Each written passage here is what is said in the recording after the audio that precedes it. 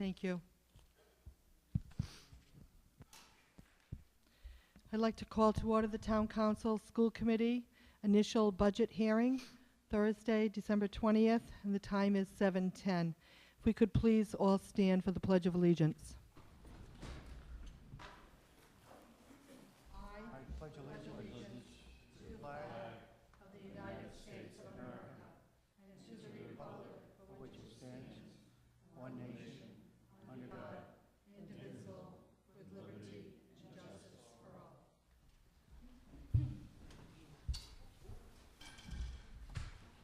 Thank you. I'd like to start tonight's meeting with a moment of silence for the 20 children and the 6 adults who passed with the horrific tragedy in Newton, Connecticut.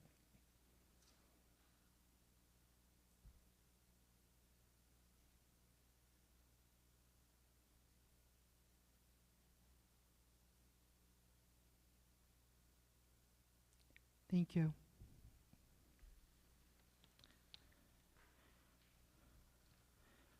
I'd like to start this meeting by thanking the members of the school committee, the superintendent, and the finance director, John Rashat, for attending, finding time in your busy schedules. Thank you.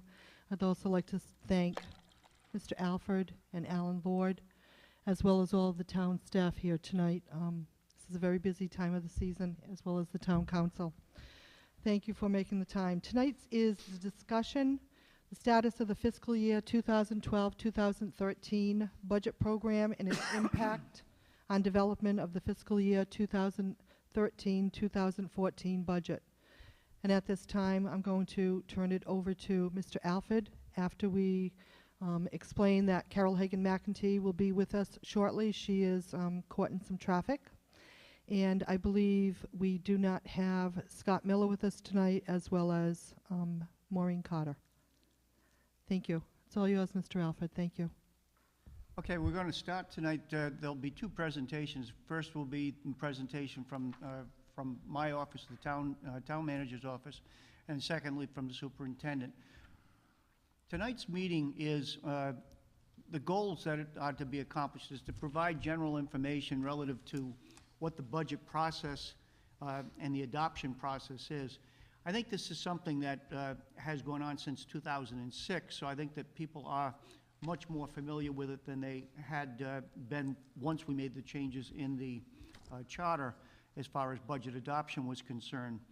The meeting is also to provide documentation relative to our base budget development starting points, such as with the property tax projections, as well as projects or contractual obligations that the town may have. I want to make it clear from the beginning, a pro forma is just what it says. It's a presentation of expectation without detail available.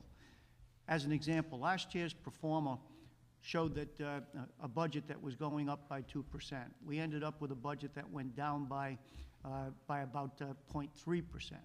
Almost a $900,000 difference. Why? Because when we start with the pro forma, both at the school level and at the town level, we're looking at what worst case scenarios would be in terms of what are the outer bounds that we're dealing with, and then looking at what are the financial realities that we have to deal with. So I don't want people to misconstrue that we're suggesting that there's going to be a 2% tax levy increase or that there's demands for a 4%. What we're looking at tonight is what do we look at to be able to stay with a steady state program. Moving along, the budget adoption process, as I mentioned earlier, goes back to November 7th with the adoption of the charter amendments. We have published in the December 13th edition of the South County Independent the entire budget process schedule.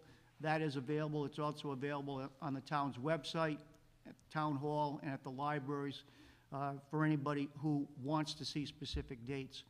I've also included within the presentation this evening the budget adoption process as it was adopted, which talks about who does what throughout the process. I'm not going to go through detail on that. I will say that the manager's budget will be delivered to the council on or about March 1st. The council will provide a preliminary budget adoption on or about March 22nd, and then the budget will go through public hearings in early April. Once the preliminary budget's adopted, the public has an opportunity with 25 signatures to request revisions in what the preliminary budget asks for. There's no dollar amount minimum that's required. Once the council adopts the final budget, which is necessary prior to May 1st, then if there's persons that wish to see amendments to that budget as adopted by the council, it would require 200 signatures and an expenditure increase or decrease in excess of $250,000. Were those signatures certified by the canvassing authority in the first Tuesday in June, there would be a referendum that would be conducted on the budget. So the detail is there.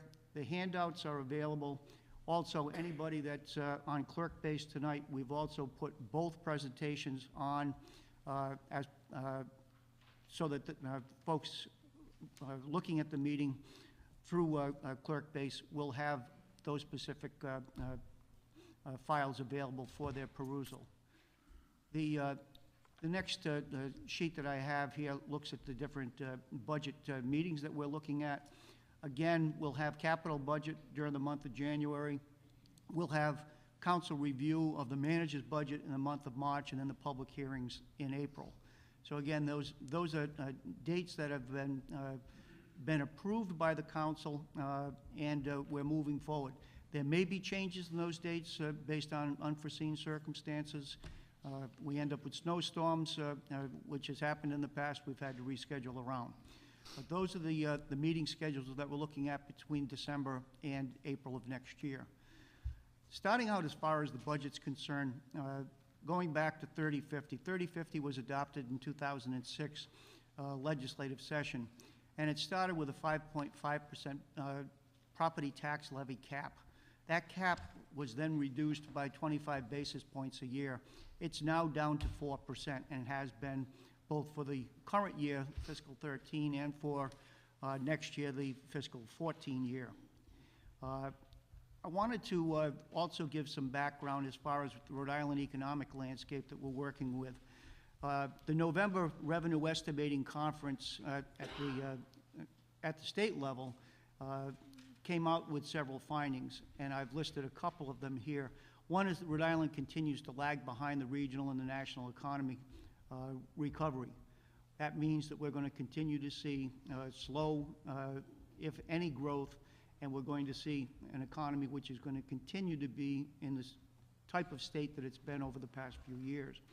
Unemployment is expected at the state level to remain above 10% up until the calendar year 2014, and not expected to go below 6% till 2017. This is an important consideration when you consider that going back to 2008, prior to the economic downturn, that we were looking at, in South Kingstown, unemployment rates in the 3 to 4% range. Our range right now, as of October, is I think around 8.3, and I'll give you those exact numbers in a couple of slides. Also, that the housing market is projected to bottom out with the close of the calendar 12, with only modest increases in 13 and 14. So we're not going to see any strong economic drives going on over the next couple of years. We're also looking at the personal income tax growth is trailing the U.S. as a whole, but it still should be positive in 13 through 15. The Rhode Island Public Expenditures Council also put out an economic report in December of this year, earlier this month, where they looked at the rate of state government spending had slowed down over the decade, largely because the revenue declines associated with the recession. But one of the concerns is that the state budget, while it closed with a larger surplus than it anticipated in 2012 and is on a positive track in 2013, the forecast for the 14 year is still showing a potential shortfall of $130 million. Now, a portion of the surplus that comes in for the 13 year will provide greater flexibility to the General Assembly in dealing with the 14 concerns. But The longer problem that has to be taken into consideration is that general revenue deficits in the out years on the 5-year projection for the state are showing that that approximately $375 million shortfall will occur by the year 2017. And what we're also looking at is that expenditures are projected to continue to grow faster than the revenue growth. So in the long run, I think what we're looking at is that there's going to be minimal dollars that are going to be available for local flexibility coming at the state level, either to the municipal side or to the school side. It also suggests that there may be additional runs necessary at the monies that have been projected to come in over the next 5 years for them to be able to balance the budget.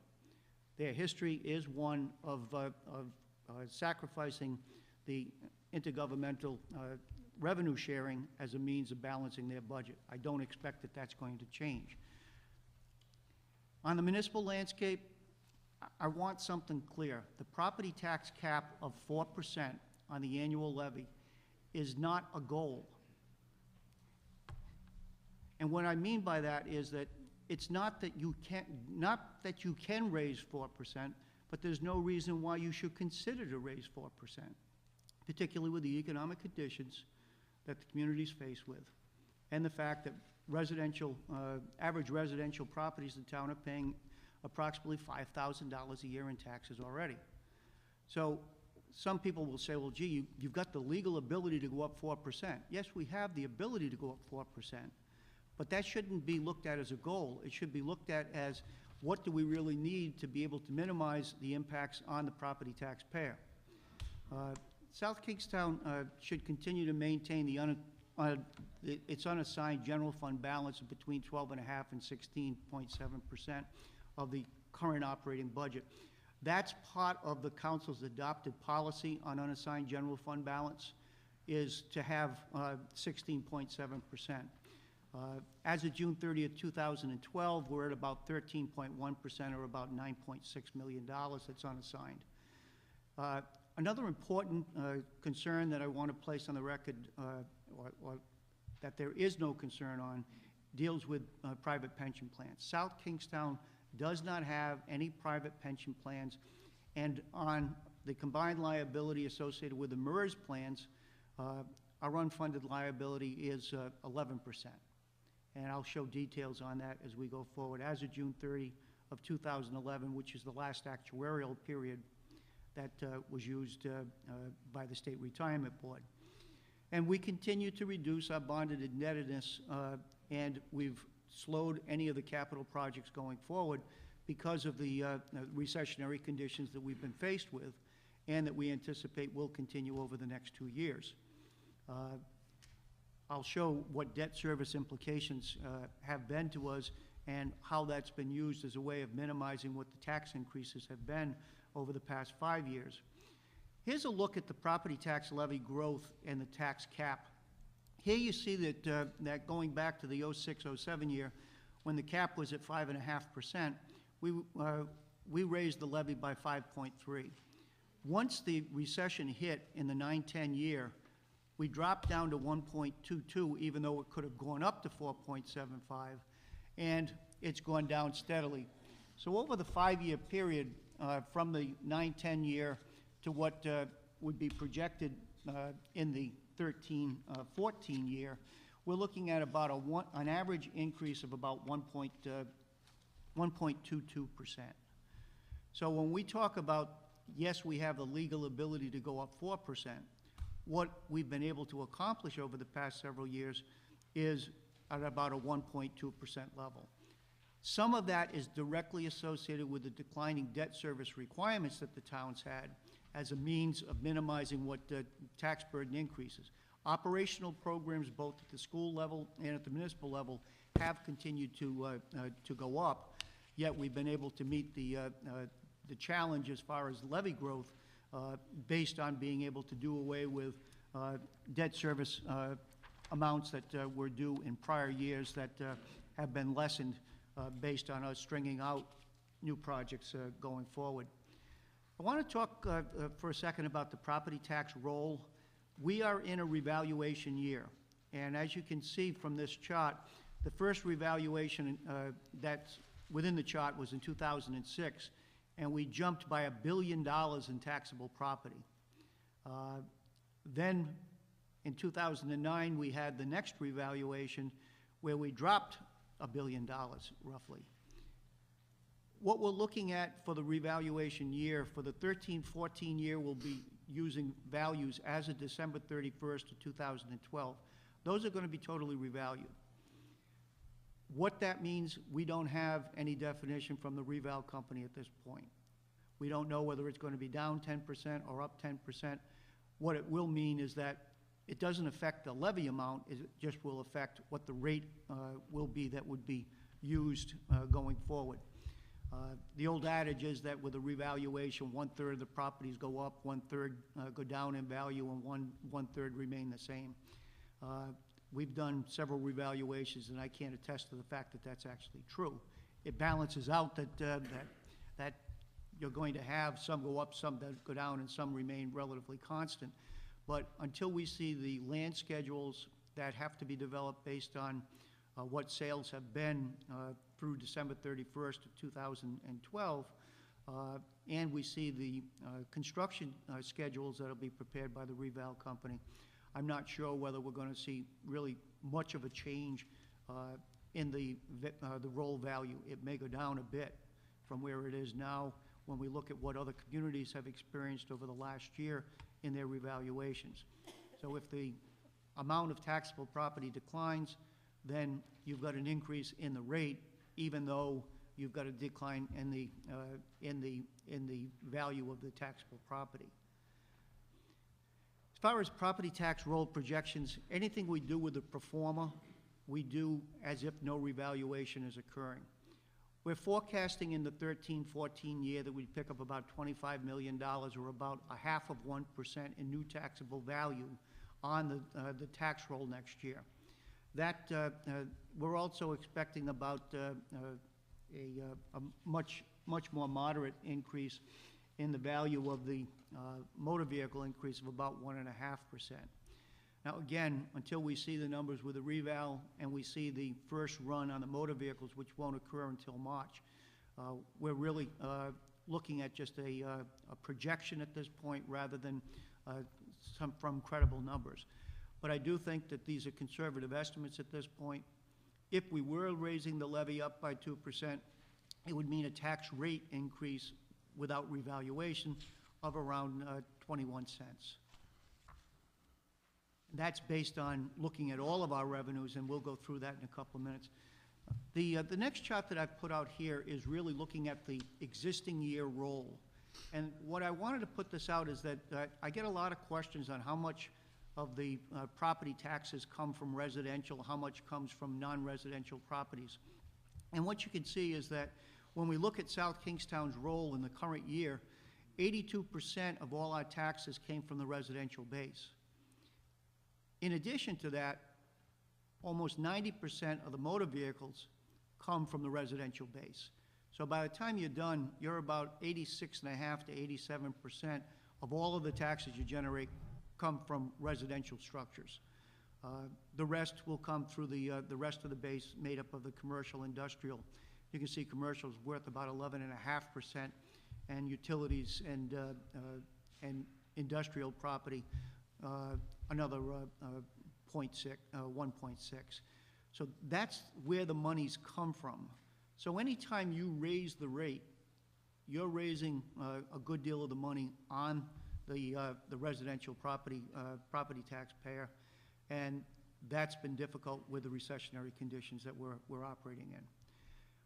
Next couple of charts I present as a means of, and it's not so much for the detail to go into tonight, but so I think that people would have this as reference material in terms of understanding why we do what we do in terms of the preparations of budgets, is that this gives you an idea of where we've been over the past 4 years. And when you look at it, you say, okay, the municipal share on taxes has gone from 20.4% up to 23%, and the school share has gone down. Well, a lot of the reason the school share went down is because a lot of the debt service associated with schools has been reduced. So when you look at the bottom third of that chart where it shows the municipal expenditures, you see that while in 2009-10, the school transfer was 65.2%, it's now at 65.95. So it hasn't lost share over the 4-year period, even though the municipal share has gone up because of the redistribution of the debt. Because you can see with the debt dollars there, you were at $4.7 million back in 9-10 in terms of service costs, and that's down to 3.6, or a $1.2 million reduction over a 4-year period. And this was planned. This was something that, through the capital budget process, the council agreed needed to be done as a means of trying to address what we knew was coming at us with a extended period of recessionary condition. Tax rates really aren't that important because it's really based on what the roll values are. The next chart that I present to you is the revenue, looking at, instead of the expenditures, looking at the revenue side. And with this, you can see that an interesting component is that the real estate taxes amounted to 86% back in 9-10, where they're now almost at 89% of the overall general fund revenue stream. So you're getting to a point where, you know, almost 90 cents on the dollar that we spend in the town is going toward from the property tax itself. When we look at the school revenues, you can see that general property tax transfers were 80% back in 9-10, but they've increased over that 4-year period up to 83%. So we're continuing to keep pace, and there's more dollars being required with the education program because there's less state dollars that are available. And I think one of the things that's interesting, the expenditure and the revenue statements are equal, so we can look at it on either page. But if you look at the budget in 9-10, the total revenues were $73,450,000, or expenditures. The budget in the 12-13 year is less than what the budget was 4 years ago. So there's been substantial efforts made by both the schools and the town councils to be able to minimize the budgets based on the cutback in revenues coming at the state level. So you've got a 4-year period where you've seen really a reduction in what we're spending, yet an increase in the amount of taxes that we're levying. This is an age-old problem, but it's also one which will be exacerbated if large tax increases were to be authorized in the future. Next chart is a chart that I alluded to earlier in terms of unemployment rate history in the town. As you can see, you know, during the good times between 2000 and 2007, we were looking at rates between 3.5% and 4.5% as far as the unemployment rate. Recession hit. It first started in 2008 to jump, and it stayed at the around 9% or 8%. One of the things that the bottom chart shows is the large change that's occurring in the number of persons looking for jobs that can't find jobs. Because we have a labor force now of 16,719 based on the October of 12 numbers, of which 15,318 are employed and 1,400 are unemployed. When we go back a couple of years, that's grown. So so as you can see, that the white section of the chart, or yellowed section, shows an increase as the unemployment rate has increased. The state announced the November figures later on, late this afternoon. I haven't looked at South Kingstown specific, but the November figures were still at, I think, 10.1%. So they're at 10.1. We will probably be staying at the 8.4 to 8.6% range. And again, based on the forecast that we've seen from the state, if they're going to stay at the 10% rate for the next 2 years, we're not going to see the 3 to 4%, which is a good market, anytime over the next couple of years, probably out through 2017.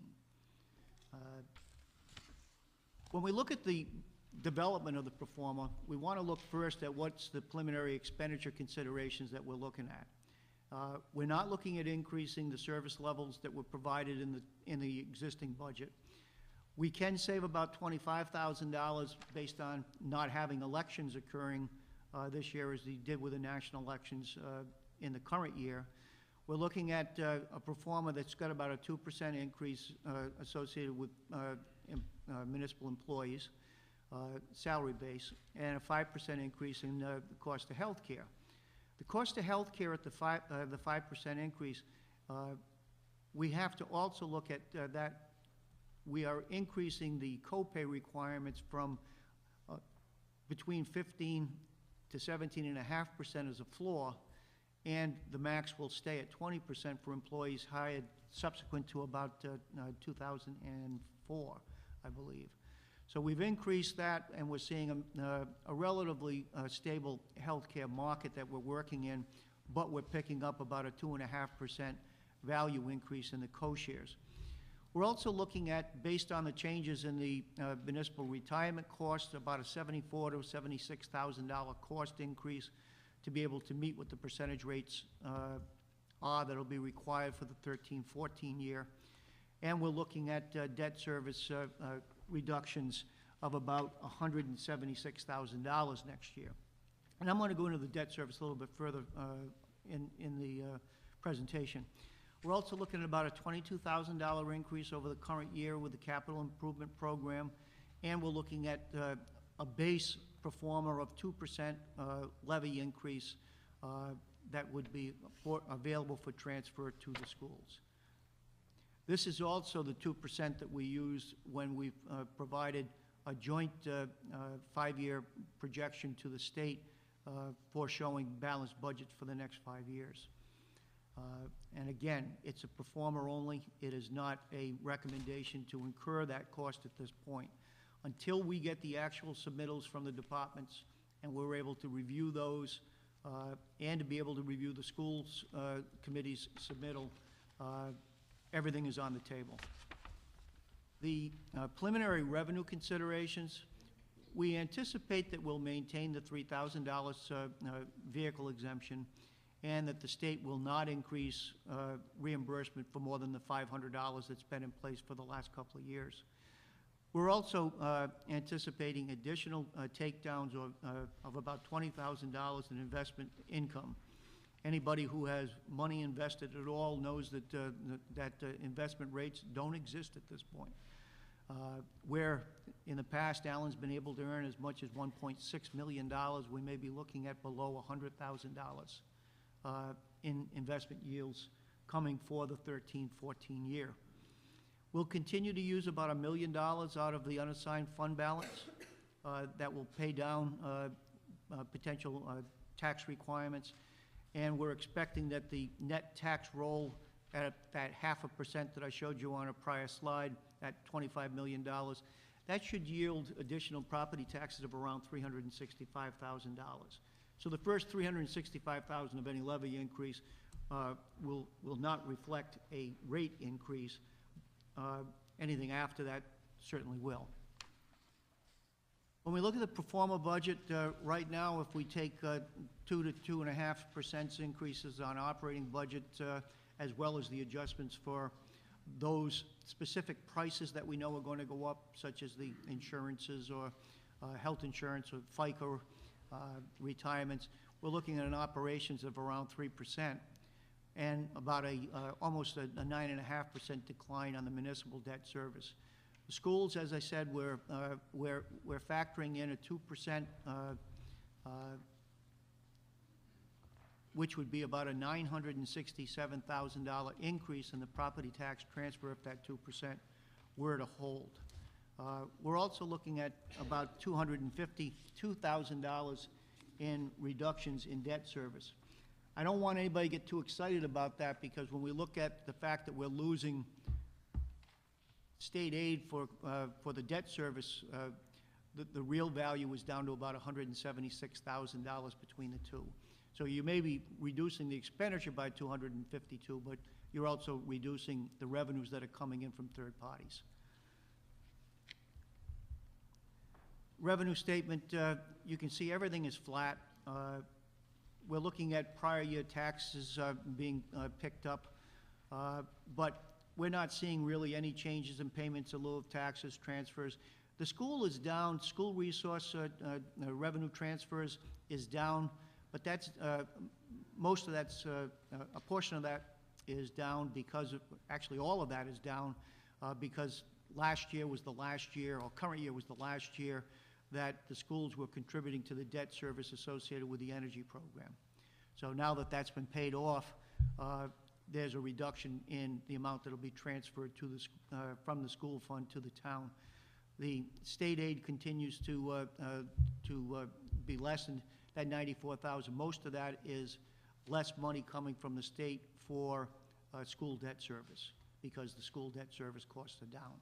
So again, you can see a $250,000 decrease in your expenditure, but if you got a $94,000 reduction in your revenue, you have to subtract that from the 252.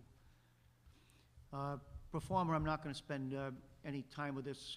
I just want council and to have the detail as to where we see the dollars coming from. And the next chart listed as sheet 22 shows that if everything occurred the way I just explained it, we would end up with about a 21-cent increase or about 1.97% worth of a levy increase that would be required to fund the program. And again, that's with the schools receiving a full 2%. Summary of the 13-14 year. A lot of times people say, well, how much of the expenditures are town-related, how much are school-related? The budget would be about $74.6 million, and 69% would be associated with the schools, the remainder with the town. When we look at the property tax levy, as I said earlier, the tax levy almost is over 89% of the total general fund budget. And when we look at the shares, the schools will be getting 76.2 cents of the dollars that are collected for property tax. So when we look at the municipal component itself, 89% of our programs are going to operations and about 5.4 for debt. Debt should be somewhere in the area of 9 to 11% as the max that you want. So we've really lessened the value there, but until we get through the recession, we're not looking at debt loading, and we'll be talking about that capital budget in detail in January. Again, the 2% on the transfer to the schools, and when we look at the property tax as a percentage of the school fund, it's about 83%.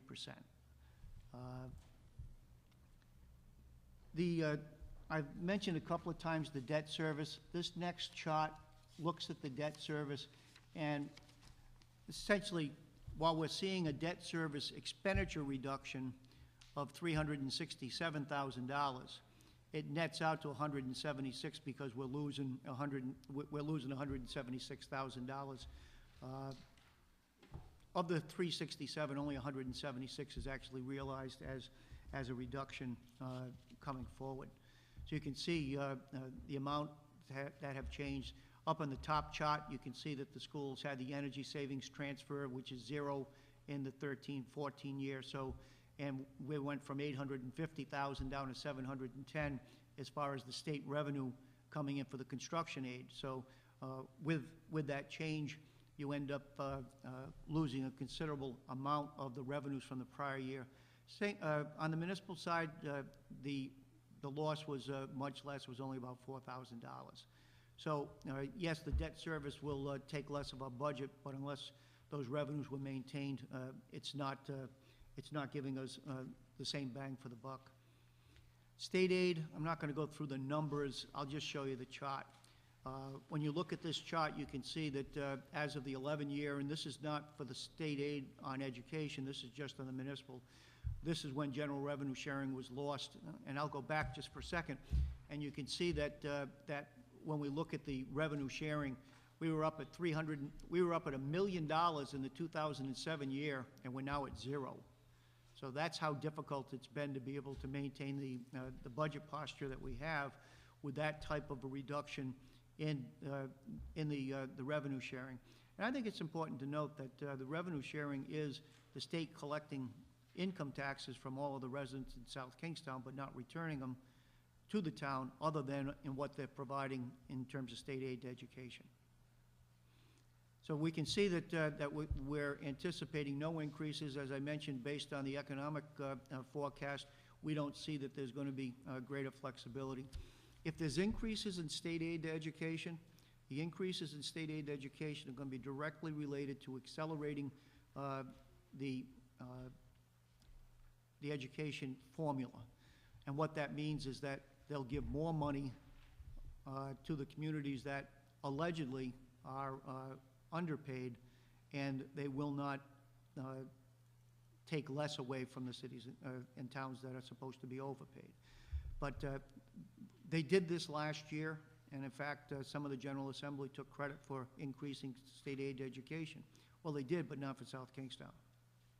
And if there is going to be increases in the future, we expect that they'll accelerate that, because the objective last year at the Assembly was to say, instead of it taking 7 years to get people to get what they deserve, we're going to try to do it in less years. So I think that if there is any flexibility that the state has in terms of additional money for education, it's not coming our way. Capital budget, we're looking, as I said, on the general fund at about $22,000 more. Water and wastewater, those are enterprise funds, so that come out of rate base. The schools are showing a $35,000 decrease, but that's not really an accurate portrayal. When the capital budget was adopted, it was adopted at $290,000. Then we took $60,000 out of the prior year budget to pay down the cost of the doing the track. So essentially, instead of $290,000, the real budget was around $230,000. So effectively, it's not a $35,000 decrease. It would actually have an impact of a $25,000 increase. School retirement, we're looking at the retirement rates going up, where there'll be about a 1.39% increase is what Alan and I are projecting. This would be inclusive of not just the MERS payment, but also the 1% or portion of the 1% that goes to the defined contribution plan. We're looking at, using the payroll numbers provided by John in the pro forma increased cost of around $265,000 on both non-certified and certified program. On the municipal side, we're looking at about a $55,000 increase. Rates will increase on the police by about, from $14.79 up to $15.2. EMS is going up from 2.7 up to 4.2. And on the municipal side, same as the non-certified, will be at about 11.75, or about a 1/3 of a point increase. So we would be looking at combined, we'll have approximately $5.3 million going toward pension plans, municipal and school. What's that mean? When you look at the overall levy, it would be about 7.8%. That's a good number in relation to what many communities are faced with, particularly those with private pension plans. One of the other things that I had mentioned earlier that I think is very important is that this is the funding ratio for the MERS plans in South Kingstown. As of June 30 of 2010, our unfunded liability, or our funded, we were funding 91.8% of the liability associated with pension. So we had $66.5 million in assets and $72.5 million in liability. So we're only, we were at more than 90%. Based on the new actuarial that was performed based on June 30 of 2011, that's dropped a couple of points to an 89.1. It's still well in excess of what we would need to be concerned. So when we look at the overall percentage of levy going toward pensions, we're in very good shape as far as that's concerned. Unassigned fund balance, we used to call it undesignated fund balance, but every year it seems as if the financial people change the definitions of what now it's unassigned fund balance, and the unassigned fund balance is about $9.6 million. You can see that we used $1 million to support the 12-13 year. We still ended up with a surplus of 1.29 million, so we ended up with 13%. The policy that we'd like to have is a 90-day asset holding of what the operating budget would be, or about 16.7%. So we're still below that, but we're still within a close range for what we need for unexpected circumstances. The town also maintains through the capital improvement program a number of capital reserve funds that the council could liquidate if necessary, which would get us in the 16.7% range if we needed to look at that at some future time. So I'm not concerned with that aspect of it at this point. If anything, what I'd like to see is the amount of funds forwarded from balance to support the future year's budgets to be reduced from the $1 million level. It was at 1.2, it's at $1 million now. It'll probably stay at $1 million for the 13-14 year, but as we go forward, there should be a step down considered there as a means of being able to build up that balance to the 16%. Unassigned balance, when we look back over a 6-year period, you can see where it's been to where it is now. And again, we've used portions of that as a means of controlling budget. A couple of charts, and I'm not going to spend a lot of time with them, but a couple of charts that I did provide, because a lot of times people say, well, where are we in relation to the rest of the state? And this first chart shows that South Kingstown's levy is $66.1 million in the current year. That's 12 tax levy. And when you divide that by the number of people that you got in town, South Kingstown's collecting $2,158.06 per capita. And you can see that we are relatively low on the scale in relation to communities of like size. There are several communities that are smaller than us that would have lesser dollars. But when you look at where we are, there's about probably 25 ahead of us and the remainder behind us. So that where we are below any of our neighbors, whether it's Charleston, North Kingstown, or Narragansett, when we look at those communities. Another chart that I give, because I usually get a question on what the tax rate is for motor vehicles and what does it mean in other communities. Tax rates that really don't mean anything, because it depends on what the assessment ratios are in a community. So I mean, whether the 1450 is there, but they do mean something when it comes to the motor vehicle tax. Because as you can see, the city of Providence is charging almost 3 times what we charge per thousand. Now, they're also using $500 as for how much they take off the value of the car rather than the $3,000. So you can see that owning a vehicle in the Providence, Pawtucket, Central Falls, Woonsocket areas are very expensive in relation to where South Kingstown. At 1871, we've only got about 6 communities that are charging less. So even with the $3,000, our pricing as far as motor vehicles is relatively good.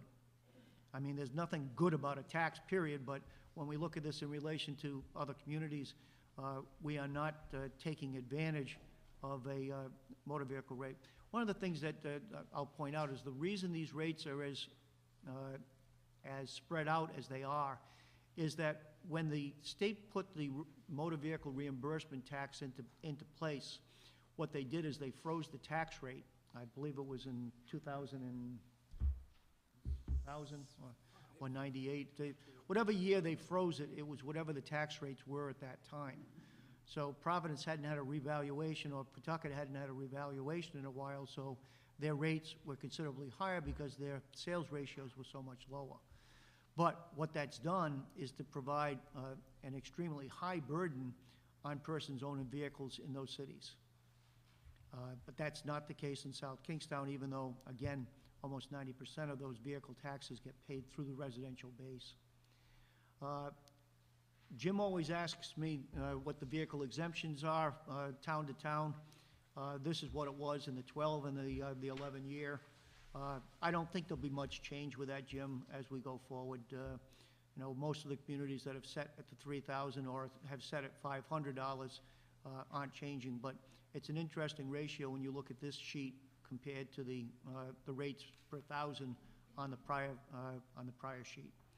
So a lot of this information is just information for resource information as we go forward to try to answer some of the whys. The other thing that I think needs to have more attention given to it is the fact that in addition to the property taxes that we pay, the property taxes are also paid through the fire tax.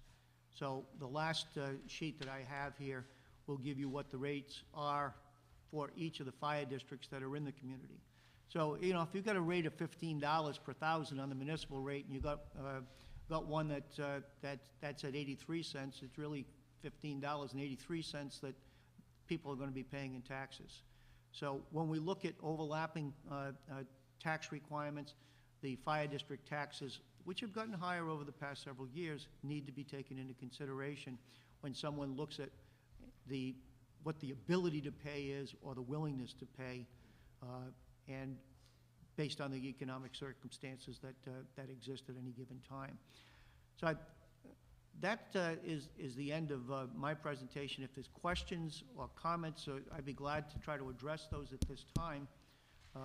And if there are none, then I'll just yield the floor to the superintendent. Thank you, Steve. Do we have any questions here at the table? Jim? Steve, well, back to page 6 on this tax levy cap put in place by the General Assembly back in 2006. How did they come up with a starting point of 5.5%, or is that just simply too stupid a question to ask, and that's why the state's in so much trouble? I think it was a starting point, Jim, and nothing more than that. There had been, prior to that, there had been levy caps in place. It was 5.5%, and at that time, that was when they had it so that you could raise 5.5% both on the rate or on the levy itself, and then they changed that so it was only on the levy amount. So, but it was prior to that. I think for the prior 5 years, it had been at 5.5%. But this is when it got a little bit stronger, so that there was a step down put in place. And up to that point, in South Kingstown, I was thinking more of the schools, but didn't we have something like a 6.5% compounding there from like 2000 to 2007? The tax levy increases is on page 10, so you can see that going back to 6-7, Jim, we were at 5.38, and then the following year was 5.25. So there were 3 years that we were plus 5, 6, 7, 7, 8, and 8, 9. And it wasn't until 9, 10 that we started doing the sub 1.5 numbers. Yeah, I was looking back to 2000 because we had some years there in 8, 9%. Oh, 10%. yes, I yes, mean, you know, I think everyone should realize here, and there are a couple new members of this council here, but we had some huge inflated numbers. At the same time, the school population was decreasing substantially. Yeah, in fact, I can provide the detail as far as the levy increases going back as far as people want to see. But yes, they were extremely high, particularly during the 90s and in the early 2000s. Some of that was directly related to increased program costs, but some of it was also directly associated with the increase in bonding. Yeah. And my last question, can you tell me how Indian Lake gets up to $1.02? How do they calculate their fire tax burden? Because what they're going to deal, I think what they deal with there, Jim, is not just the fire tax, but it's also the water district. Oh. And so they're still probably paying debt on the water when it was installed there. I think it was a 30-year loan that they took out on that. Is that, so that's their own? It doesn't, Right. The town doesn't take it over at some point? No, it doesn't. Okay, thank you. Thanks, Jim. Any further questions here at the table? School committee have any questions? Jonathan? I just wanted to ask about the per capita chart on page 33. Mm-hmm. And so is that the per capita, is that year-round residents? That's using the population of the 30,625, I believe, is the way they came up with that chart. It was the 2010 census. Okay, I mean, I'm guessing that's what it is, 'cause I'm just looking at Westerly, Charlestown, and, It would be the same way, Jonathan, Yep, because it's US Census that was used to calc that chart. no, it's just, it's nice to see us in the lower tier in terms of the taxes. I guess I just wanted to know if that was basically year-round residents. Yes, it would be. Thank you. Further questions here at either table? If not, I think at this time I'm going to go to the audience and ask if there's any questions. You could come to the microphone.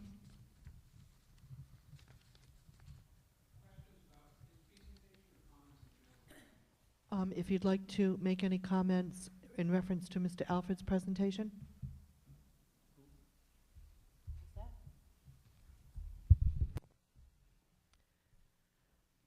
Okay, seeing there's no comments, I'm going to move to Dr. Stringfellow's presentation.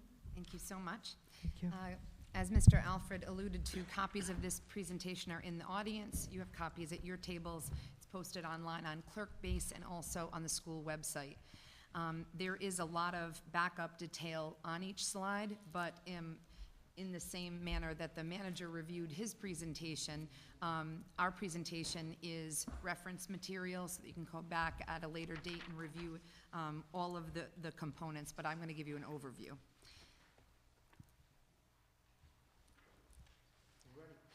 Okay, thank you. So our budget season kicked off on November 27th, and last Tuesday, we reviewed the entire PowerPoint presentation with the school committee and the school community. This slide showcases all of the data that was considered when we prepared the pro forma and as we're starting to prepare the budget. And this slide shows the mission of the school department. Our strategic plan is a guiding set of beliefs and goals and objectives that really set forth the educational program and the way we fund the educational program, quite honestly. I think in this slide I'm missing "and career," which is a part of our mission statement, but is covered by the photograph. The world. It's covered by the world, exactly. I thought it was important to share with the town council that in addition to a strategic plan, educational systems also come up with what's called a theory of action. And that may not be a familiar term, but we've been working on our theory of action since 2009 in the school district. And it's all about focus of the educational expectations. So I took the liberty of quoting Richard Elmore, who is a educational researcher, to say that there are really only 3 ways to improve instruction, and that is our goal. You can raise the level of the content that students are exposed to. You can increase the skill and knowledge that the teachers bring to the teaching of the content. You can increase the level of student active learning, and that's it. And so, next. So our theory of action is actually sort of like a mental map or a pathway to show the relationship between instructional strategies and results, and that's what we fund in a school budget. Next. I think. I'm sorry, I apologize. Have you move. So the goal of a theory of action is really district coherence, K through 12, in all schools, and a focus, really a connecting of the dots among all the work of all the different divisions of the school department, or else you'd have fragmentation, and that won't lead to clear student achievement results. Now, here we go. Our focus is instructional best practice, and the unifying concept that we use in the school department that unites everyone that's a part of our educational community is the key is me, and that's our sort of our photograph. It's actually called a hedgehog concept, which comes out of the research of Jim Collins, who is the author of Good to Great. Talks a lot about business relationships and the fact that good is the enemy of great. So you see a lot of good school departments that can't become anything better than good, because they're already good. They're not struggling significantly, and so it's actually harder to move a school department from a good school department to a great school department in terms of student achievement results, and we'll get to our student achievement results in just a moment. This slide I'm actually going to go into a little detail because it shows what we've been doing over my tenure the last 4 years, which I would like to point out is the pretty part of the town experience to data forecast graph. That was a levity on my part. So ensuring that all students have access to the regular education curriculum is a core belief. And how have we done that over the last 4 years? We have eliminated lower level classes so that students, particularly in middle school and high school, have access to regular education and honors education. We've increased collaborative classrooms. That's instead of special education, ELL and reading services being a pull-out model, which is not grounded in research, we've done a collaborative model where 2 teachers are working with the same core set of students all year long. We've increased supports to staff and students, such as extra enhancement opportunities and professional development opportunities. Our second component really has been to increase instructional rigor and best practice instruction. And we've brought in national models like the reading workshop model, math workshop, different technology, state-of-the-art technology teaching. We've had a large focus on preschool education because the research shows that when you fully and deeply educate your youngest students, then they will benefit from that early intervention and attention throughout the rest of their school career. And they will, in fact, perform better and need less intervention, which will be less costly for the community overall. We are working on alternative high school programs because we are having difficulty with our high school graduation rate. And we realize that students need different ways to be able to access the curriculum. We are working on ways to offer world language access earlier, and we're looking into Algebra 1 early access. Our third focus is ensuring that all students are propelling forward, and we did this with a large commitment to differentiated instruction, professional development for all teachers at Curtis Corner Middle School and the high school. Progress monitoring and RTI, which is the response to intervention, which is the new way that the federal government calculates if students are eligible for special education services, and specialized leadership to have K through 12 articulation and coordination in STEM, which is science, technology, engineering, and math, and in reading. The next few slides are demographics. It shows you that racial, ethnic background in our school department is relatively unchanged since 2011. But the eligibility for subsidized lunch, which is free and reduced lunch, which is how school departments measure poverty and how we are funded by the federal government in terms of Title I disadvantaged dollars is how they term it. We are growing, as was reflected in the rest of the town, more hardship. In 2009, 13% of our students qualified for free and reduced lunch, and now you're seeing 18%.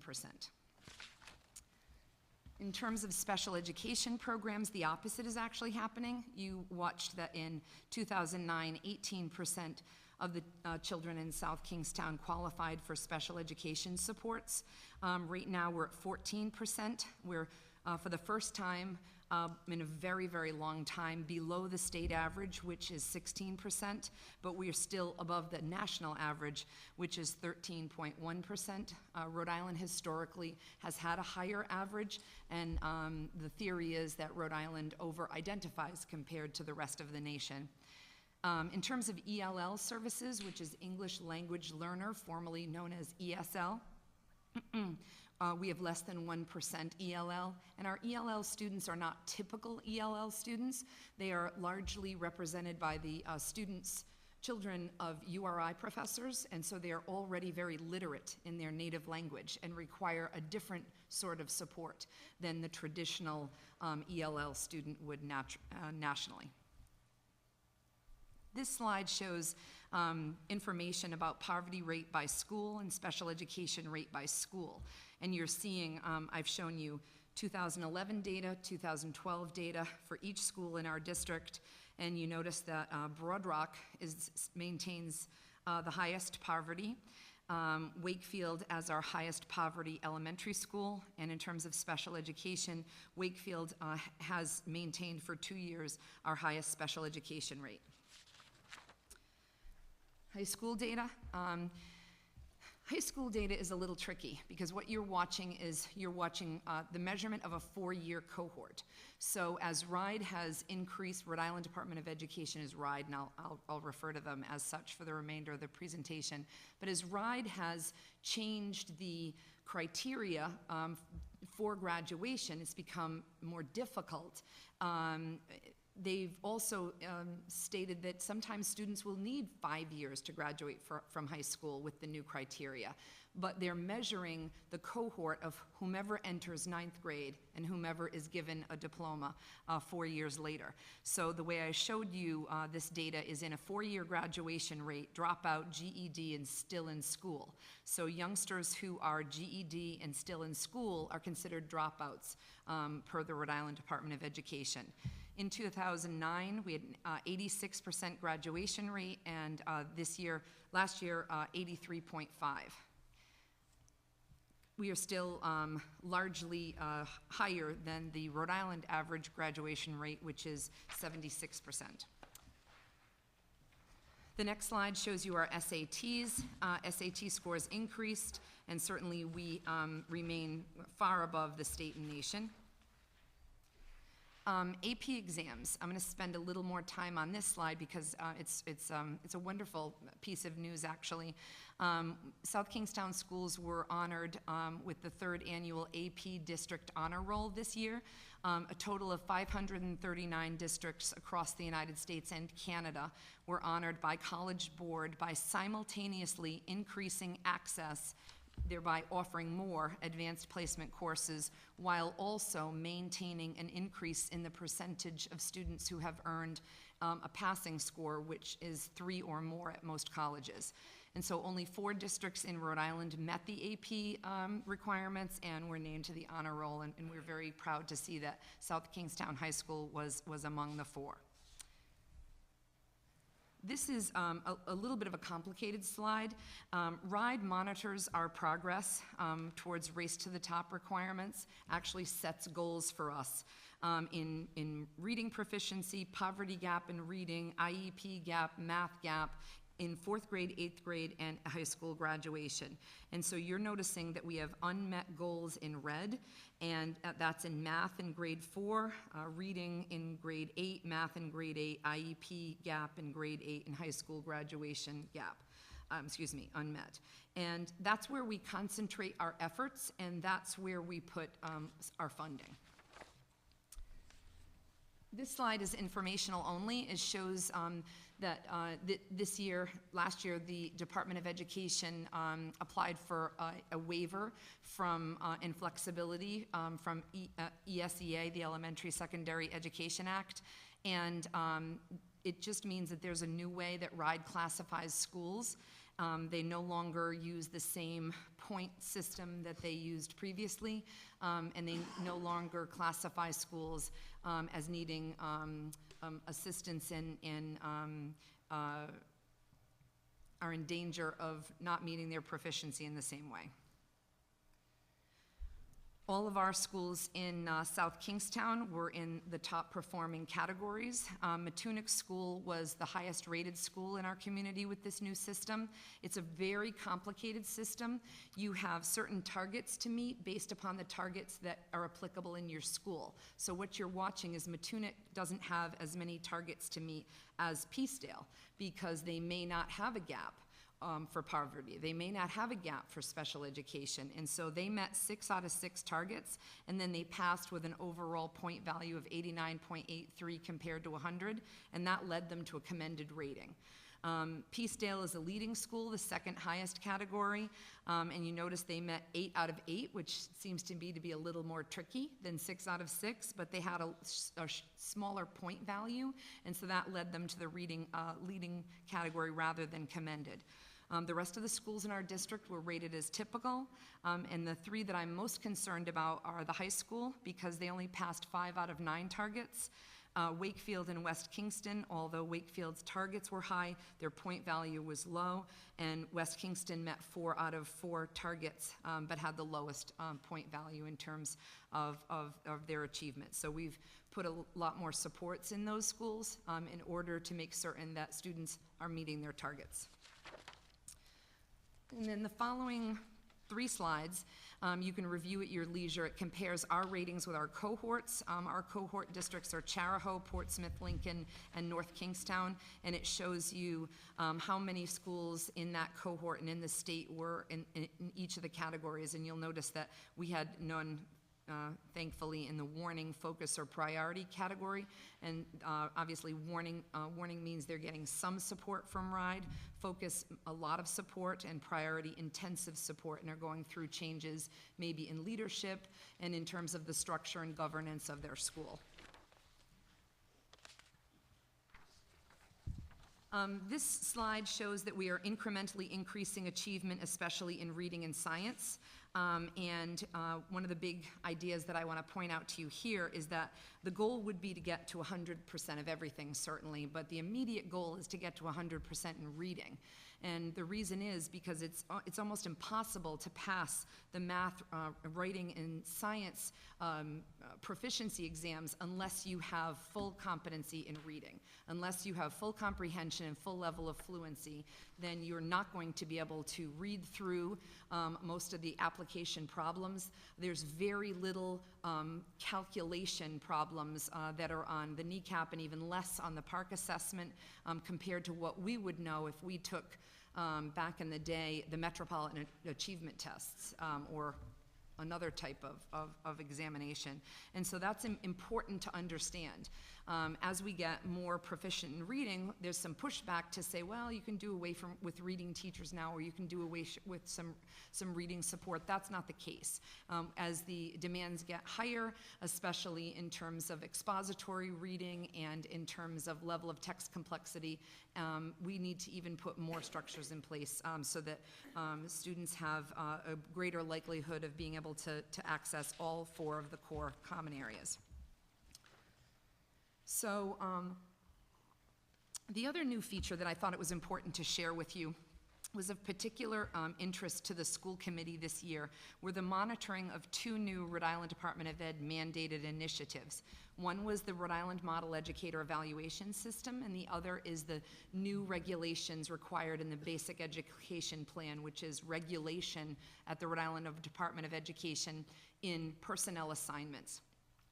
With regard to EdEval, the Accountability Subcommittee of the School Committee monitored this very closely. When the mandate came out from RIDE, the School Committee developed a policy that we would use the Rhode Island model, and immediately we put together a district leadership committee, shared leadership with the teachers and the administrators. Actual co-president of the union and co-president is one of our elementary principals, Deborah Zepp. And what the Accountability Subcommittee monitored is the timeline of implementation, making certain that as expectations were coming out about when to have beginning of the year conferences, middle of the year conferences, observations, and reports done, that each school was following that protocol with fidelity. And there was a lot of anxiety that came with certainly a new evaluation instrument. And I thought it was important to share how our teachers were evaluated, what the ratings ended up being. It's not surprising because we have fabulous teachers in our community. We're very, very grateful for that. The orange part of the slide shows that we had 59 teachers that were rated highly effective, which is the highest rating, very, very difficult to get. Most of our teachers were rated as effective, 192 teachers, that's the yellow part of the pie chart. 9 were developing, and 5 were rated as ineffective. And this is to show that we evaluated 265 teachers last year. Not evaluated were guidance personnel, school nurse teachers, and other therapists, speech language therapists, psychologists, et cetera. They'll be starting to be evaluated in some form this year. And so it begs the question, so, you know, what do you do with the developing and ineffective rated teachers? We give them a lot of support. It's required by RIDE that teachers that were rated in this manner be put on a support plan, and that's monitored very consistently and given a lot of opportunities for professional development and reflection and perhaps paired up with a peer, and so that's going on, but for only 14 teachers in our district. So personnel assignment. This is, we used to have job fairs all the time that I was a teacher and a principal, and job fairs were familiar to us. We would go to the job fair, and based on how long we had been in the district, a label called seniority, we got to bid on the jobs that we wanted in the schools and the grade levels that we wanted. And as contracts have come over the last 3 or 4 years to be renegotiated, the laws in Rhode Island required that you assign personnel based on some sort of an inventory that doesn't rely on seniority. It can rely somewhat on experience, but experience can be gathered in this district or in other districts. And so the Accountability Subcommittee monitored the policy, same type of district shared committee. Co-president of NEASK and Bob McCarthy, our high school principal, co-chaired this committee. And the Accountability Subcommittee monitored the transition to the new protocol for layoff, the new interview structure instead of job fair, and really what RIDE was requesting is a transition from a seniority-based qualifications to best qualified. And so what does that look like? I think when we first implemented it here, it felt like we were the only ones that were implementing it, but it was a statewide regulation. It's just that our contract ended first. We were in that first third of districts in the state that those contracts came in to this requirement. So last year, we didn't have a job fair. And how many other districts didn't have job fair? More than half the state didn't have job fair. They had an interview process. The folks in orange had not yet negotiated contracts yet, and the folks in, I'm going to call it gray, were partial, and that sounds strange. How can a community be impartial? They're impartial if you're Pawtucket, and your elementary schools and your middle schools are doing well, and your high schools are in jeopardy, and they're really in those priority and warning classifications, so the commissioner had to step in and say, no, you must go to this sort of system. And so you watched a school system have different rules depending upon which building you were in. And for Pawtucket and other districts, that would, they would negotiate, create a policy last year for this year. So you're watching job fairs based on seniority. It's projected that this spring, no school department in Rhode Island will have a job fair based on seniority. The next slide shows all of the different features and the data that went into what our budget will be based on this year. And then our magical slide of the pension trend. So it shows slight rises in costs on the certified rate and slight decrease in costs on the non-certified rate. And then the next 3 slides. Again, just to make sure, those rates have to be reviewed because they don't have the 1% that's associated with a defined contribution. Okay. This would be just the rates associated with a defined benefit. The key here is to find out whether we're paying 60% of the 1% or 100%. And I know John's going to check on that, but those rates will be higher than what's presented there. Okay, thank you, Steve. So the next few slides, by way of a reminder, I've added a few slides showing the changes in education in the last decade and the financial impact that they've had. And so largely a lot of these reform efforts we have no control over. They're coming down either from the federal government or from the state government. And so we find the very best way to comply in our district, and we try to do it at a rate that's certainly affordable to the community. But as you can see, there's lots of changes that have happened.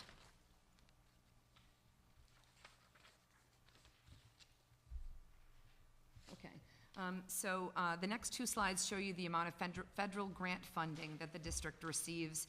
We've been asked in previous years to show We receive funding in 4 categories. Title I is based on our free and reduced lunch rate. Title II is teacher quality. Years ago, it was the Eisenhower funds when Sputnik was launched, and we spent that money mostly on math and science. And then we have IDEA special education money based on the number of students who qualify for special education, and IDEA preschool. As you know, ERA funds have entirely disappeared last year, and the Race to the Top funds disappeared this year. Not that we received Race to the Top funds, but if we took substitute teacher days, we would receive some reimbursement for those, and we did receive some support in terms of the educator evaluation. We've had support and guidance and induction programs.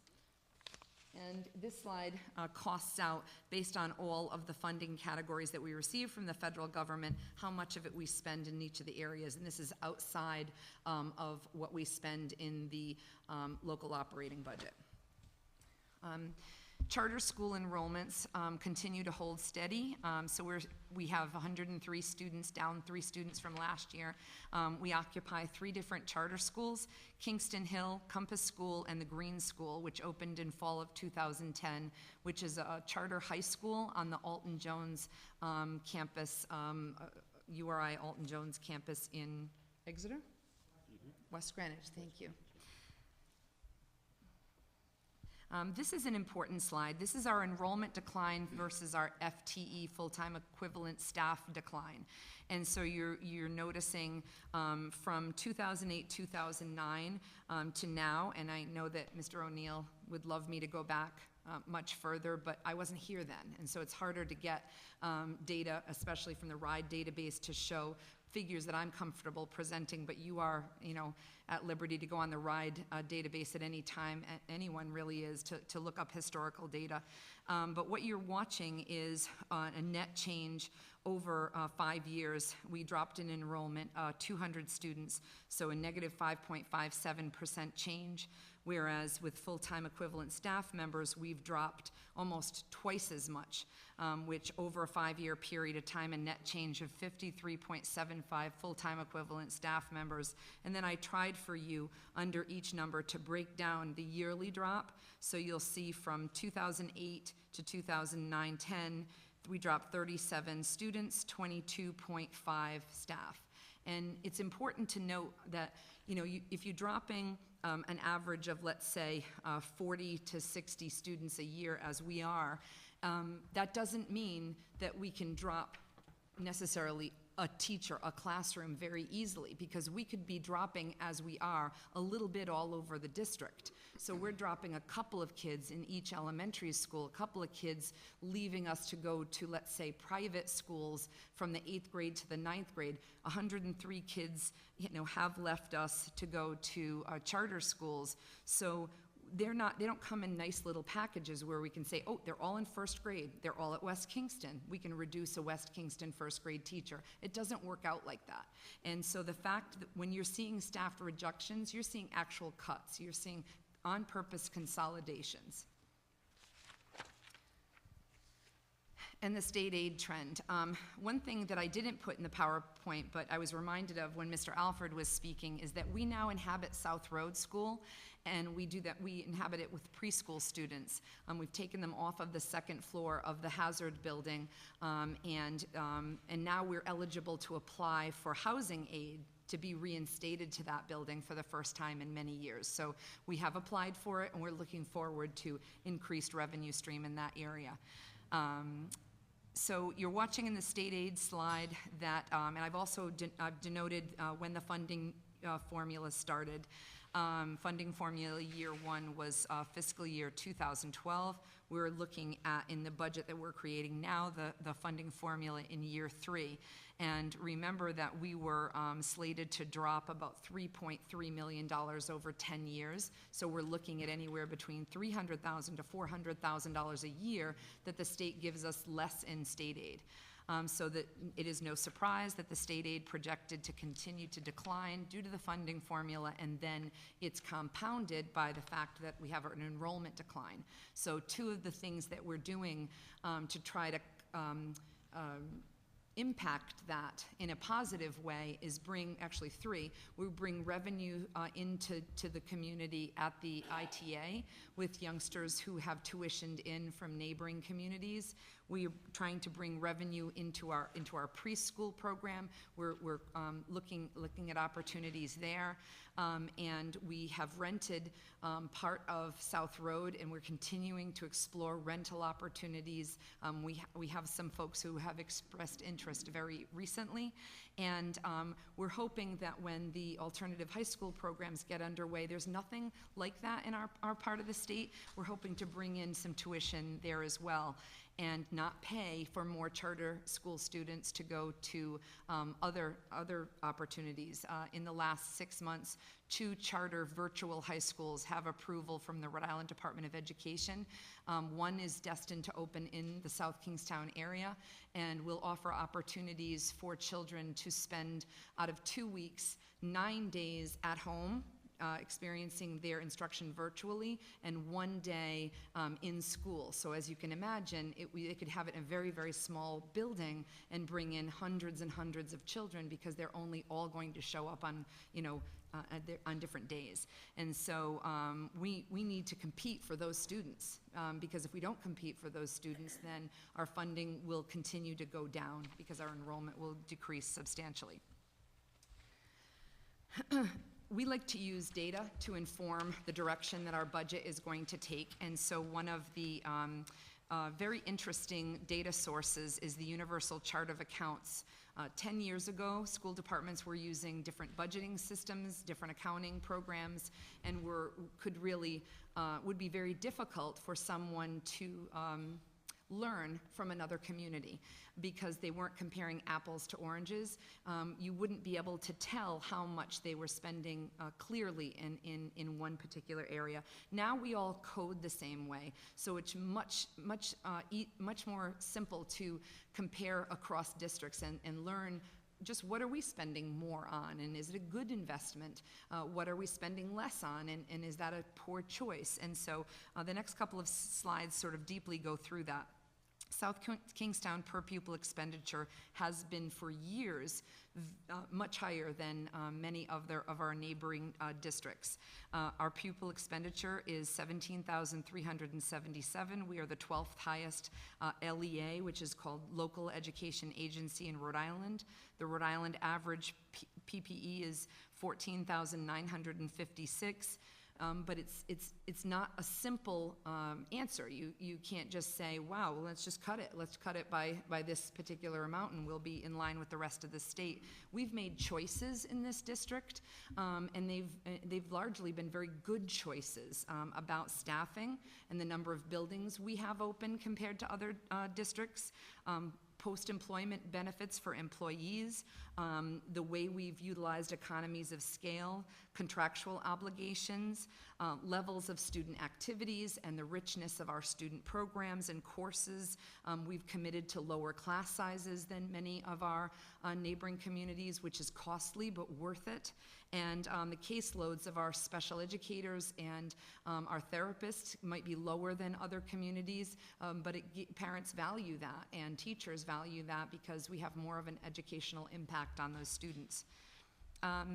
South Kingstown special education per pupil expenditure is $72,038. We're the 8th highest LEA in Rhode Island. The Rhode Island average spending on special education students is $50,343. So again, you can look at that in a lot of different ways. Now that we are below the state average, the richness of the opportunities that we're providing to our youngsters who have IEPs is great, and that's not a bad thing, you know. What I'd hope to see more of is, because we offer such small caseloads and such rich instruction, that the gap between the student achievement levels of children on IEPs and students who are typically performing youngsters would decrease. So you want the gap to get closer, and that's our goal. The next slide we found very useful in the last 2 years, when we start thinking about, well, what are the areas that we're paying more for, spending more on than the average school department in Rhode Island. And it certainly isn't the magic answer, but it helps us to understand how we could become more efficient. while not compromising our educational program. So I'm not going to go through all of these, but I'd like to highlight just a few. I put them in order of how much more we're spending percentage-wise than other communities. And this is all available on the Rhode Island Department of Education website. So charter schools, out of our $17,377 per pupil, $405 per pupil is spent on charter schools. And the average of other Rhode Island communities spend is $150 for charter schools. So we're spending 170% higher than other communities are, than the average, I shouldn't say other, the average per pupil expenditure is. And it's because we have two right in our backyard. And so that's been difficult. And so we were told by, I think it was Representative Tansey Tuesday night, that some of our neighboring communities are suggesting legislation that says that if we have youngsters who are interested in charter schools, that they are permitted to go and carry their per pupil expenditure with them, only if those charter schools are achieving at a higher rate than the school they would be leaving. And that was very interesting, something that we will certainly take into consideration. I'm appreciative of our legislators for bringing that to our attention. ESY, Special Education Extended School Year, while this is a very, very important program, we're spending about 74% more for this program than the average per pupil expenditure in the state. Clerical staff, we've known that in terms of clerical staff and teacher assistants, we still have 61 to 77% more, or are paying 61 to 77% more for clerical and teacher assistant staff. It's important to note that these have been hard-hit bargaining units in our reductions that you've seen over the last few years. And so, and they provide just such wonderful added value to our educational program. The other two that I wanted to point out is principals, because one could look at this and say, wow, we have 46% more principals. Well, how you calculate that is we have 46% more building usage. So we have, we have more buildings open compared to how many students we have in the district than other districts do. So you're going to see more principals. You're going to see, you know, a clerical staff, because when you would close a building, you'd see a loss of a principal and a clerk and a custodian. We've made a conscious choice as our community to keep the neighborhood school concept, to keep open our elementary buildings, but that's why some of these slides need some explanation as to why. I don't think it's in the best interest of our community to have a principal share two buildings. I've been in districts where that's been tried and it hasn't worked out well for anyone.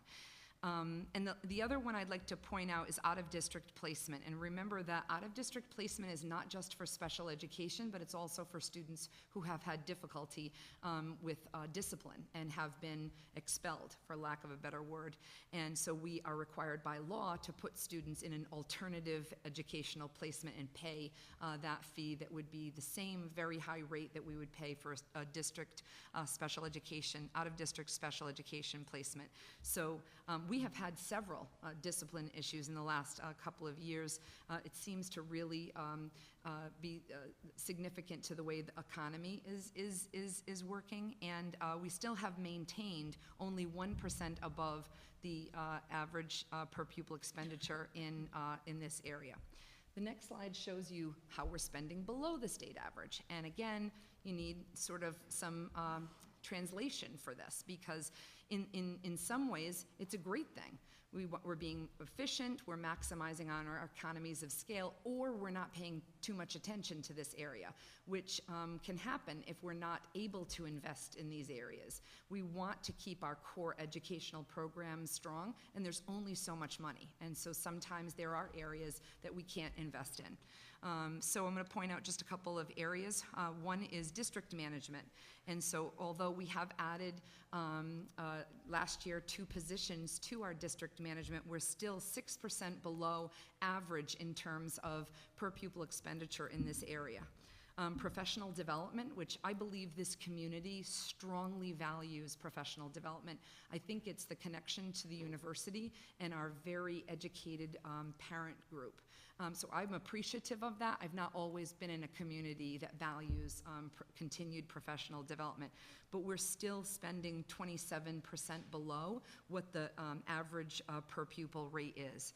Technology, 75% below, and that's significant because we've not been able to invest in technology the way we have liked because we were not willing to cut other incredibly important program areas, and it came to be a choice.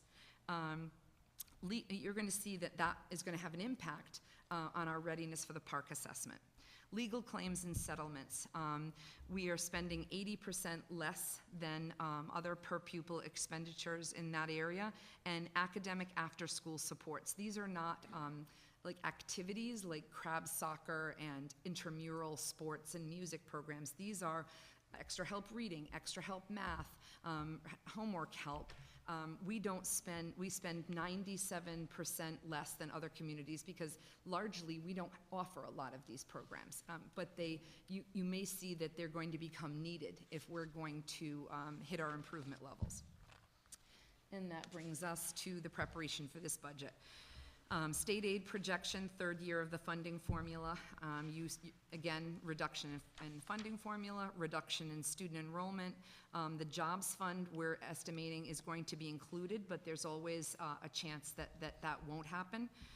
Group home aid, you're going to watch us include that, but again, as we made clear to the legislators on Tuesday night, that has to be there for us, because if not, we're going to have to cut programs. We've not discussed, and one of our goals here today is to talk about the local revenues, but each year we estimate using about 25% of our fund balance applied as revenue, and each year we're watching Medicare reimbursement go down. So 2 and 3 years ago, we received $800,000 approximately, and we're projecting again $600,000. In terms of expenditure assumptions, NEASK, which is our largest collective bargaining unit, our teachers, have in their contract a wage freeze for 3 years with co-share steps. At steps 1 through 3, the co-payment is 15%, steps 4 through 6, 17%, steps 7 through 8, 18%, and steps 9 through 10, a significant amount, 20%. Salary increases that teachers have received has been state law steps only. Currently, we're in negotiations with this bargaining unit. South Kingstown educational support professionals have also had a wage freeze for 3 years. Co-pay is 15%, and currently we're in negotiations with this bargaining unit. This is the group that represents our secretaries, clerks, and teacher assistants. Council 94 that represents maintenance personnel and custodians, also wage freeze for 3 years, co-pay of 15%. Not in negotiations with this bargaining unit. Level staffing is what we're projecting.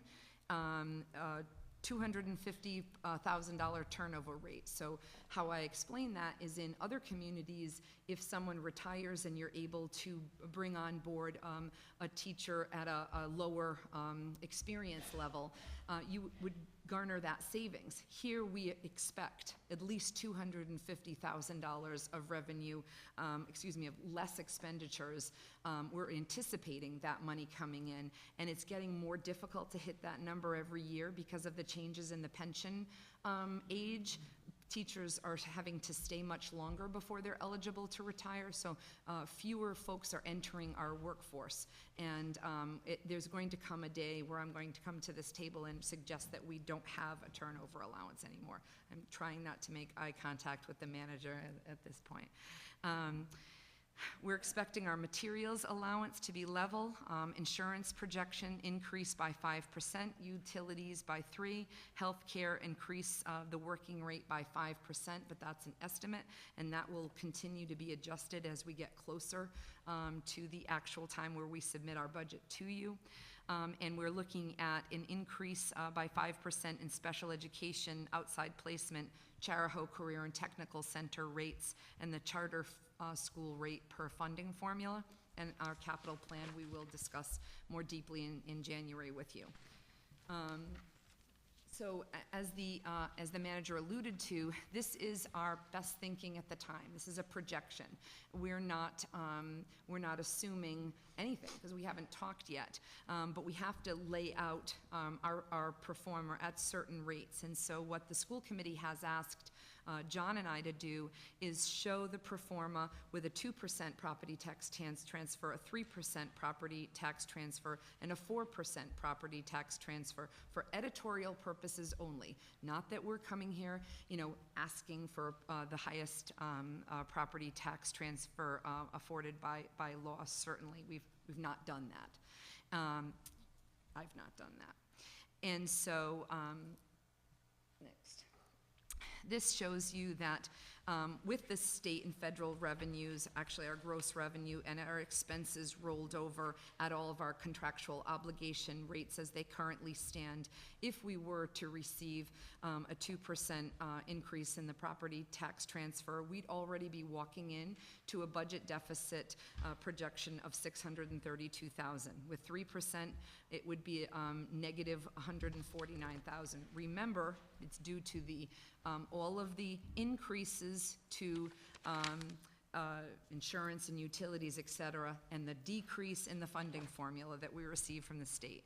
And with 4%, that's where we'd run in the black at $334,000 to the good. And if I can get to my last slide. Tonight is really the beginning of that budget conversation and cycle. The manager reminds us every year that the budget is a process, and for our interaction with you this evening, tonight is the first conversation that we've had. I'm certain that we're going to have several more conversations in the future. Additionally, you need to keep in mind that there are some things we're not going to be able to divulge this evening because we are negotiating 2 contracts right now. But the goals from my perspective for tonight is to really talk about the fiscal year 14 budget parameters, to narrow down on the revenue assumption, and certainly provide answers to the questions that you might have. And as always, we would very much like to thank the Town Council for your continued support of our educational programs. Without your unwavering support, we certainly wouldn't be in the fine shape that we're in. Thank you very much. Questions here at the table? We'll start with Carol.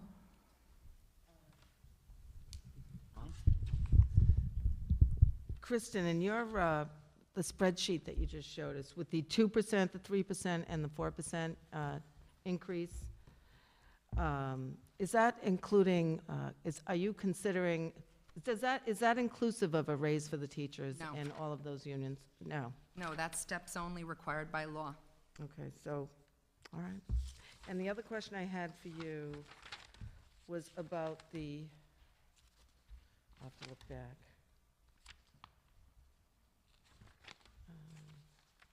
The alternate high school that you were talking about, when do you anticipate that being a reality?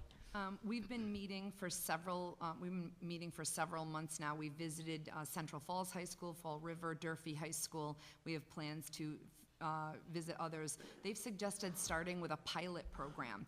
And so we're starting a pilot program Saturdays starting in February. We're starting a pilot. We had to look to see what credits students needed to recover. And for our students, they need to recover phys ed credits, and they need to recover credits in math and science. And so we're having a credit recovery program, a phys ed credit recovery program, and I'm offering a reading workshop skill intervention program on Saturdays starting, I think, February 7th, if that's a Saturday.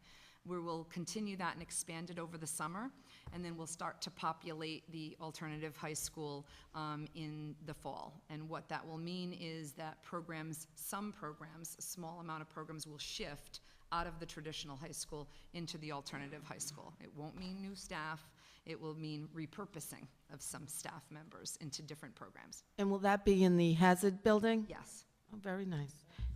And the other question I wanted, the Green Charter School, is that what you said it Yes. was?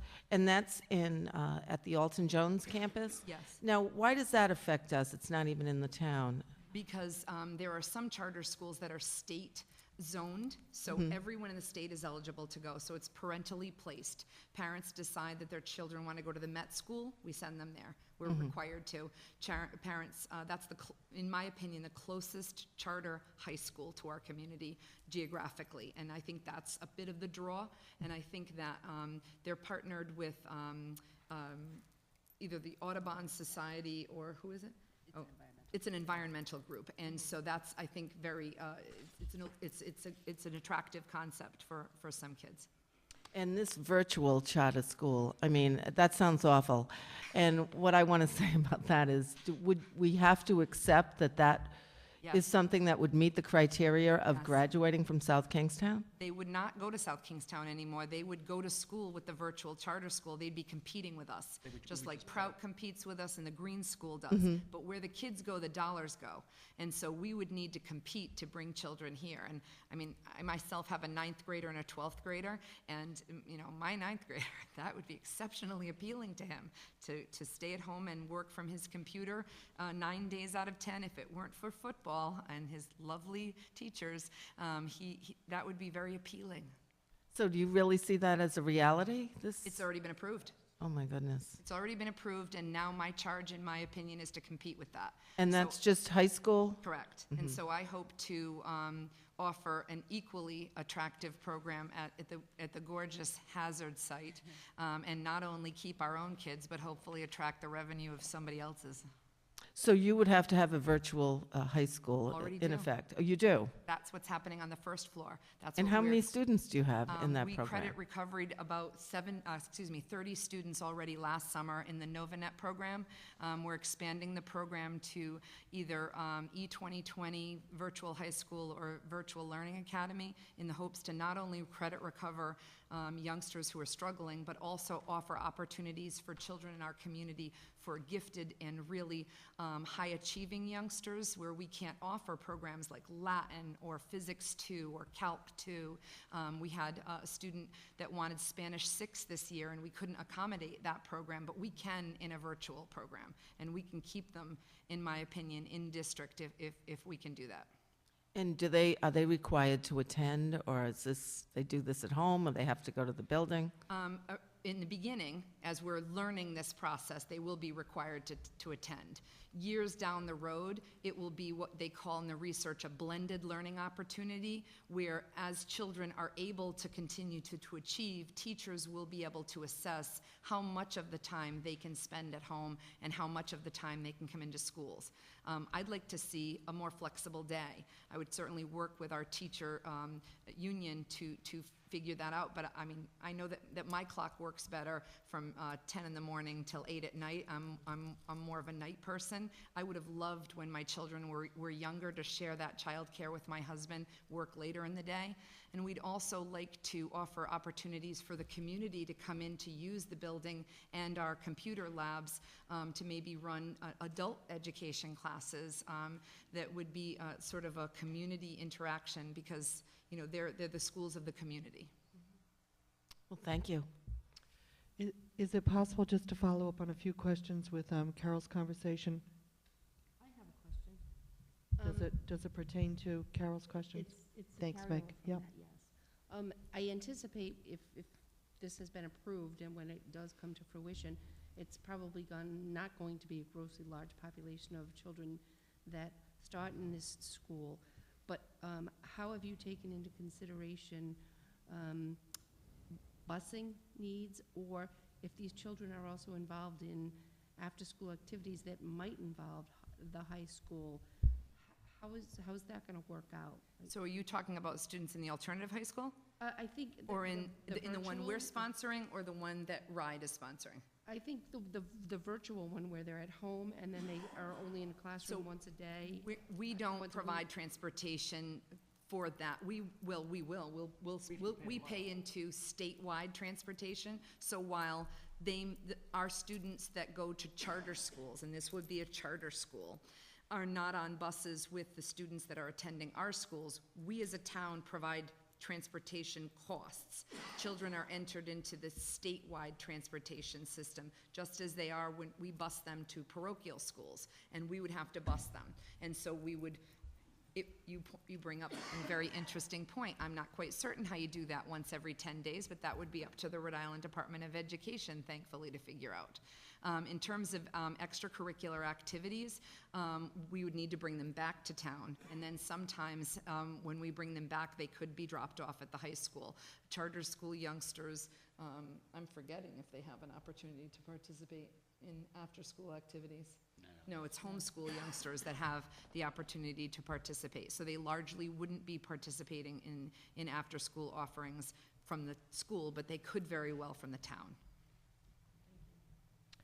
I just had a few questions with Carol's questions. Do we have a South Kingstown teacher who is overseeing or involved with some of the virtual Yes. programs? Right now, they have been largely our guidance counselors. But the actual job posting goes out to all of our teachers. And in the future, as more folks have an opportunity to be trained in, for example, the NovaNet program, then our goal is to make certain that all of our teachers, or as many as possible, have access to that opportunity if it's something of interest to them. Yeah, they would not be at home by them, without that support. Right.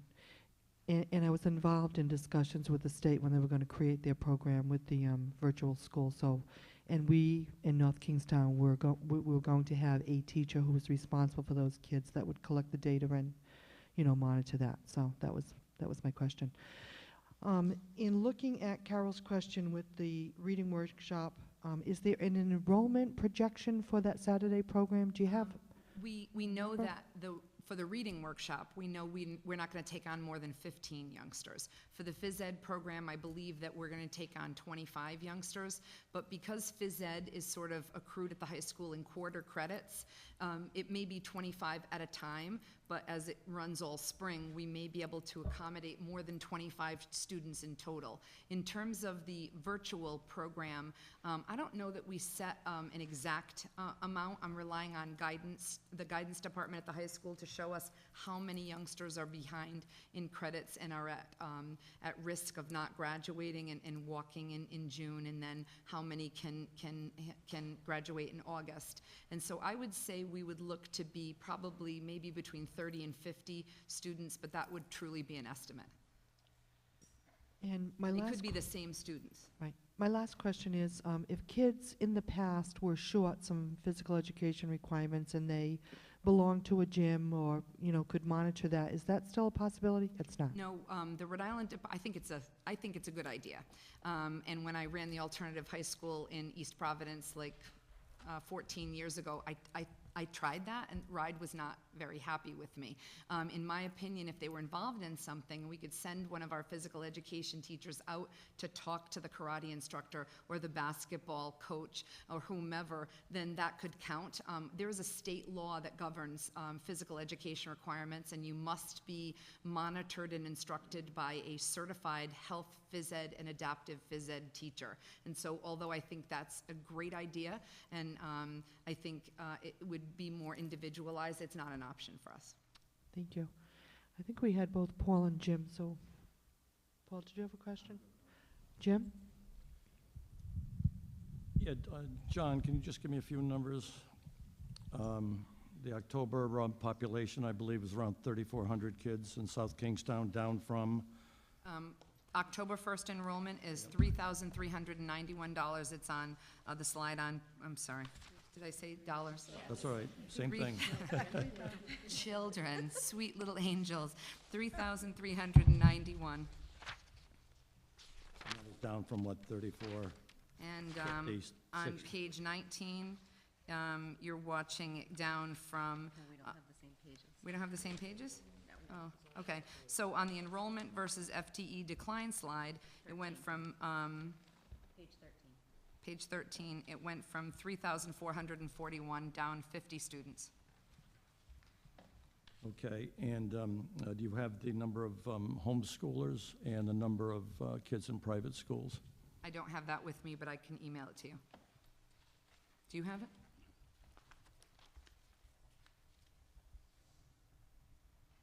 For private school, we'd have to pull that from the transportation numbers. Do you want K through 12, Jim? Yeah, I was hoping it'd be K through 12, just to see where South Kingstown's been over the last few years. You know, I'm just trying to Yeah, measure. I'll try to find that Yeah. out for you. I can pull some information from our Title I numbers. Yeah, we actually have that data, but what it will be is a year behind, so we won't have current year data. That will come out in April. And if we could just make sure that that goes to all town council members, or to Steve, and then he could forward it, that'd be great. Absolutely, I'll send it to Mr. Alfred. Right, and if I could just add, and maybe you do know this, the out-of-district tuition numbers, special education and regular education, out-of-district numbers, Sure. You mean total money or total Students. number of students? students. Yeah, just where all the kids are. I mean, Charahoe's got, what, maybe 16, 17 last year they had, our numbers. Charahoe Yeah. Votek. I think we have 14 latest count. Okay, okay. I'm just trying to figure out where all the kids are. That's yeah, without using that $17,000 per pupil number, I kind of like to look at seeing our population is down 50 children. I'd like to look at what neighboring communities have tried to buy out kids of other communities. Narragansett, Jamestown, North Kingstown seems to be roughly $11,000, $12,000 number that's used with some special ed in there, maybe not the most difficult situations. So, you know, when it comes to taxpayers, I'm looking at maybe 50 more students here, and I know we can't measure this in dollars per classroom, but maybe that's $600,000 the taxpayers think somehow or another is going to be credited to them. You want to use 550,000 of our unassigned balances. That's really a savings account, which I always consider should be used in worst-case scenarios. But you know, there's roughly $1,100,000 there. Of, you know, we'll put that on the taxpayer side of things. Where I'm concerned here is, I mean, I like the presentation. I'd like to hear how well all the kids are doing here. But I believe you should have put a pro forma budget together with the dangers ahead of us. You're not looking at this pension thing, the court case, carefully enough. Steve talked about the state deficits going out to 2017. This continued population loss, so you know that's part of the education funding formula deal. They always thought we were, you know, always too expensive per student, and that's why we're on the downside here, constantly losing kids. I really think you should have put a pro forma together with at least a zero in there, maybe less. And the other thing that I'd like my two new members of the council just to, so I'm always, you'll know where I'm coming from here. And Kristen's right back on page 13 when she gave the enrollment versus the FTEs. I've always measured everything the year that Broad Rock opened. And Carol and Elle have heard me talk about this before. But at that time, we had 519 total personnel. We had 4,383 kids, no preschool. Okay, today, if you look at this, we still have 536, okay, up about 17. And you heard the population, 3,391. Down 1,000, and the 3,391 includes 90 preschool. Basically, we're down 1,100 kids. So, you know, when you hear me, because I seem to be the only one that talks budget here when we come here, and I think that's most important because the taxpayers want to hear about numbers. And that's why I get very concerned with the numbers here. And I just think, oh, and also too with these numbers here, Broad Rock opened, I think, with what, 24 rooms, and South Road School, I think they had an average of maybe 14 rooms. We have 10 more classrooms over this 10-11 period of time. 10 more, 191 versus 181. So think about, just put those numbers together, and you'll see why sometimes I'm always trying to, you know, work backwards here as to why we're spending so much money. And I'm always told mandates, I'm always told other things, but I've got 3 other districts who have dropped slightly in populations in their, from that period of time, and they've got quite a bit fewer both certified and non-certified, which I will bring to the next meeting with the school committee. So I'm very concerned here. We haven't put a budget together on the basis of the danger in front of us, and I mean this is serious danger in front of us. And if you think folks are out there spending extra, right now, I can only tell you, home equity values have stabilized. Few, but that's all we've got. And if you think anyone's been earning 2, 3, 4, 5% more money or not contributing more money to their own health plans, I can name you company after company where that's happening. I see no certainly room. appreciate that. Well, I see no room for expansion here at all in the budget. None. So I've already given you $1.1 million that the taxpayers roughly should be credited with. And I agree, we can't, 50 kids, you can't say, hey, 3 teachers, 5 teachers, knock them out. We have a 10-to-1 ratio, 5, because the classroom sizes are all different, so on and so forth, and in the various schools. But, with that kind of logic, suppose we lost 2,300 kids and we were down to maybe 1,000 kids in the school system. Or let's say we lost 3,000, we were down to 335 kids, and we have 335 teachers. What we got now? $1 for each. I mean, we can play with numbers all day long. But the point is, I don't think we've given back as much as we should have to the taxpayers over the last 10, 11 years. And also, too, what I'd love to see here, I don't know if you've done an analysis on this. I'd love to know what it would cost to put $7, $8 million into Broad Rock for another 300, 400 kid capacity, if that might be have to be a high school at some point, if we get down to 1,000 kids at the top 4 grades. We own the land. Supposedly, the building was engineered to have the addition added to. And with no due disrespect, but Bob Hicks, when he put together the savings from operating monies from Curtis Corner, I want that school closed. I'm tired of that school being open. I'm also a true fan of neighborhood schools. I want South Road to be back to neighborhood. And I know it'd save some bus money. And I don't want to go that argument with you, because everybody goes to middle school has to be bused. At least with South Road open and the other 4, we'd be back to a lot more kids walking to school, and I think a lot happier community. So, but I'd love to see some experimental things from you like that with a Broad Rock expansion, facilities change, because I keep talking to taxpayers that say, my God, we're down almost 1,100 kids if you knock out preschool, and we have more classrooms where we're using. So, This is crazy. Right. This is absolutely absurd. And I'm I- going to battle, if I see 1 digit above 0, I'm going to fight this all the way, because I see nothing here to help the taxpayers, to show them that you have done something with all the numbers that I just gave my council members, just show that you've given the taxpayers some credit along those lines. I just don't see it, Kristen. So that's where I am. But I'm really worried about the future here. I just don't see it expanding. Kristen? I also appreciate where the taxpayers, the community of South Kingstown is in terms of this economic disaster that the state has found themselves in. So I agree with you on that point, Jim.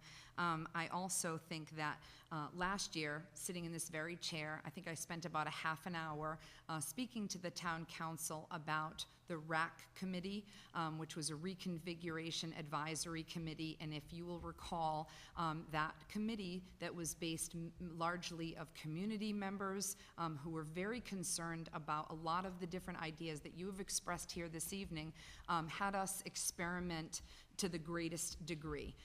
We, with the support of a lot of the members of the town staff, looked at all different types of possibilities. I'm happy to, at a later date, resurrect all that information for you, but it is, as always, available to you on our website every minute of every meeting, all the agendas, all the charts and graphs and enrollment projections and structural ideas.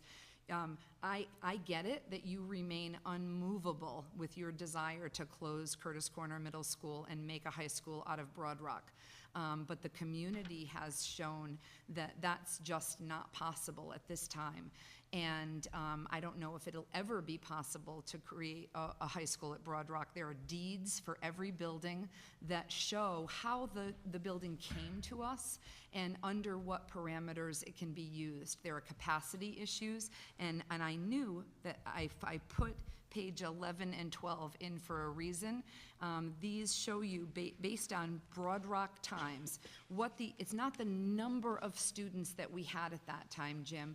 It's the requirements of what their educational program looked like back more than a decade ago versus now. These are not requirements that this school committee made or that this town council made or that I made. But the fact remains that it was very simple to graduate high school in 2001, 20 Carnegie units. requirements of 4 courses in English language arts and 4 courses of phys ed and anything else that you wanted. No participation in the state assessment, and now students are required to pass the state assessment by a partial proficiency rating in order to graduate. We have to have advisory, which costs more money. Common planning time. When you have advisory and common planning time, teachers are not, they are working during that time, but they're not teaching a class during that time. And all of the classes have gotten incrementally more significant. Now we have 4 years of English language arts, 4 years of math, 3 years of science, 3 years of social studies, 4 years of phys ed. I don't think anybody in this room took that much of an aggressive high school program unless they did it out of choice, not requirement. We have portfolios that are required, end of course exams that students not only have to take or pass, and all sorts of different multiple pathways for youngsters. Special education was entirely different by federal law 10 years ago. So was English language learner supports.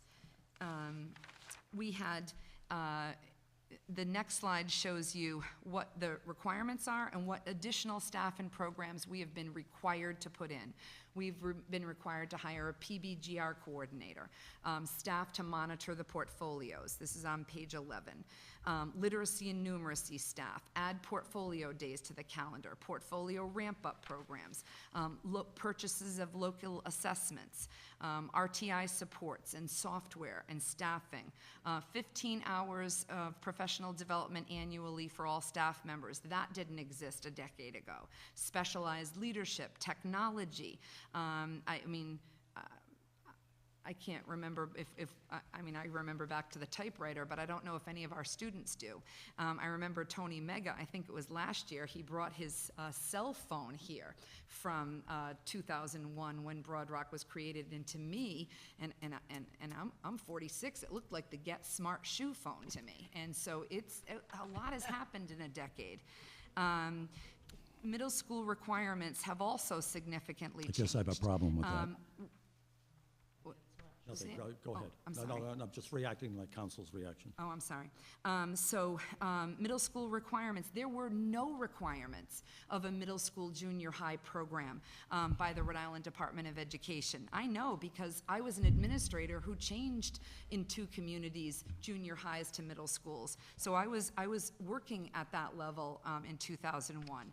Now at the middle school level, we're required to have advisory, personal learning opportunities, RTI blocks, common planning time blocks. Those are all times where our teachers are not teaching subjects during that day. Therefore, we have to hire more teachers so that students still get their full educational program.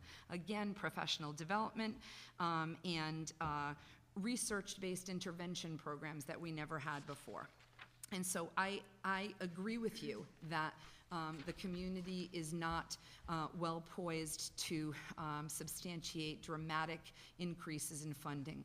We will do our very best to bring you a budget, as I think I've done in the last 4 years of my tenure, that is responsible to the taxpayers, but does provide for the state-required laws so that our students are able to be educated to the fullest extent. And I know you support education and that you want that.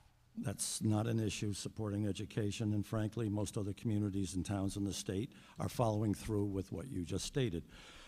What I'm concerned about, the high school, I was just asking you just for new ideas for the facilities. You know what I said before was always to get 6th, 7th, and 8th grade back into Broad Rock. It wasn't meant to put the high school in there. It was meant to have some new thinking, Kristen.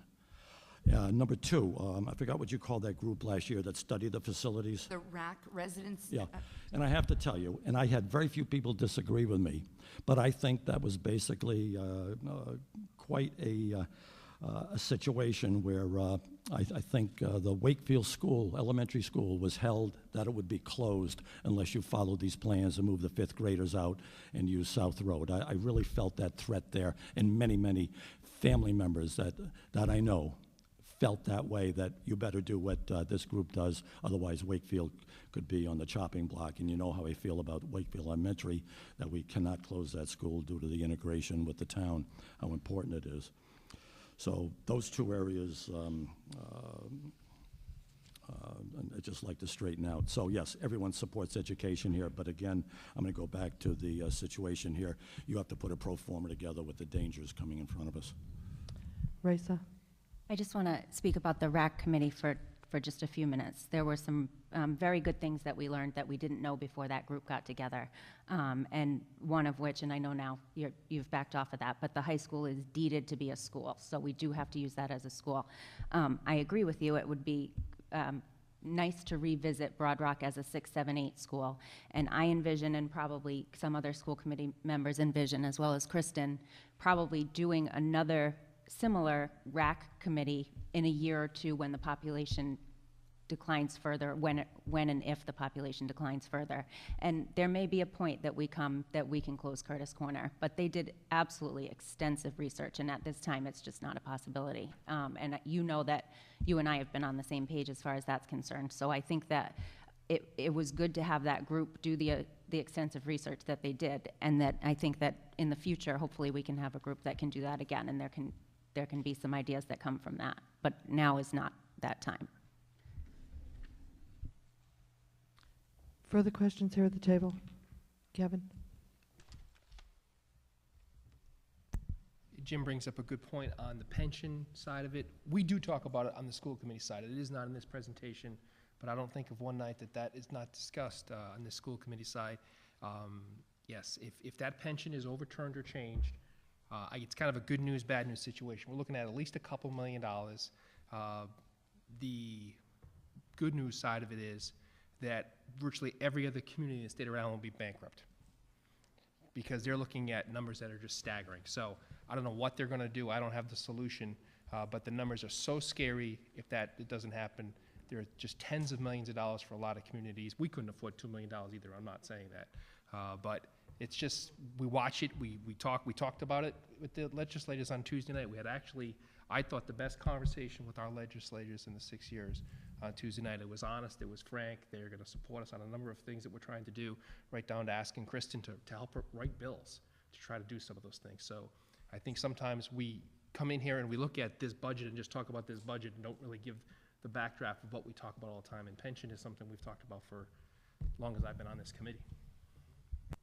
Yeah, just to follow up with that, I think if we remember Steve's memos last year, we were looking at just under $4 million, about $1.2 million roughly for the town, almost $2.8 million. So if the whole package were overturned, this would be a nightmare, an absolute nightmare, because you're talking $270 million, which is now already a year old. Already a year old. Forget about all the 401 changes you have to, anyway, I can't even think about it, but maybe Steve has some comments on that. But. I have a few questions. Could you elaborate a little bit with your alternative high school is there any connection, and what is the status on the family community engagement? On family community engagement, Right. do you mean the current program that we have? Right. So yes, we would imagine that many of the youngsters who require supports in the alternative high school are the same youngsters in some cases that require family community engagement supports. We have not had a representative from family community engagement on our committee, so I'll have to check into why that is, if it was a lack of invitation or if it was a lack of opportunity to attend, but that's a very good suggestion. I'll follow up on that. Thank you. And could you speak a little bit about the preschool plans? I know that you've been meeting with the local preschools in the area, and if you wanted to just give us an update how that ties in with the budget, because I know that you're planning on expanding. Sure. We actually, our focus is not necessarily one of true expansion as it is equalization. And so what we found out is we have 5 classrooms of preschool. 1 classroom that is for more medically fragile, more involved youngsters. They go all day long. And 4 other programs, 2 3-year-old programs and 2 4-year-old programs. Sort of reacting to what Mr. O'Neill had said, that there wasn't preschool in 2001, and I'm not disagreeing with that.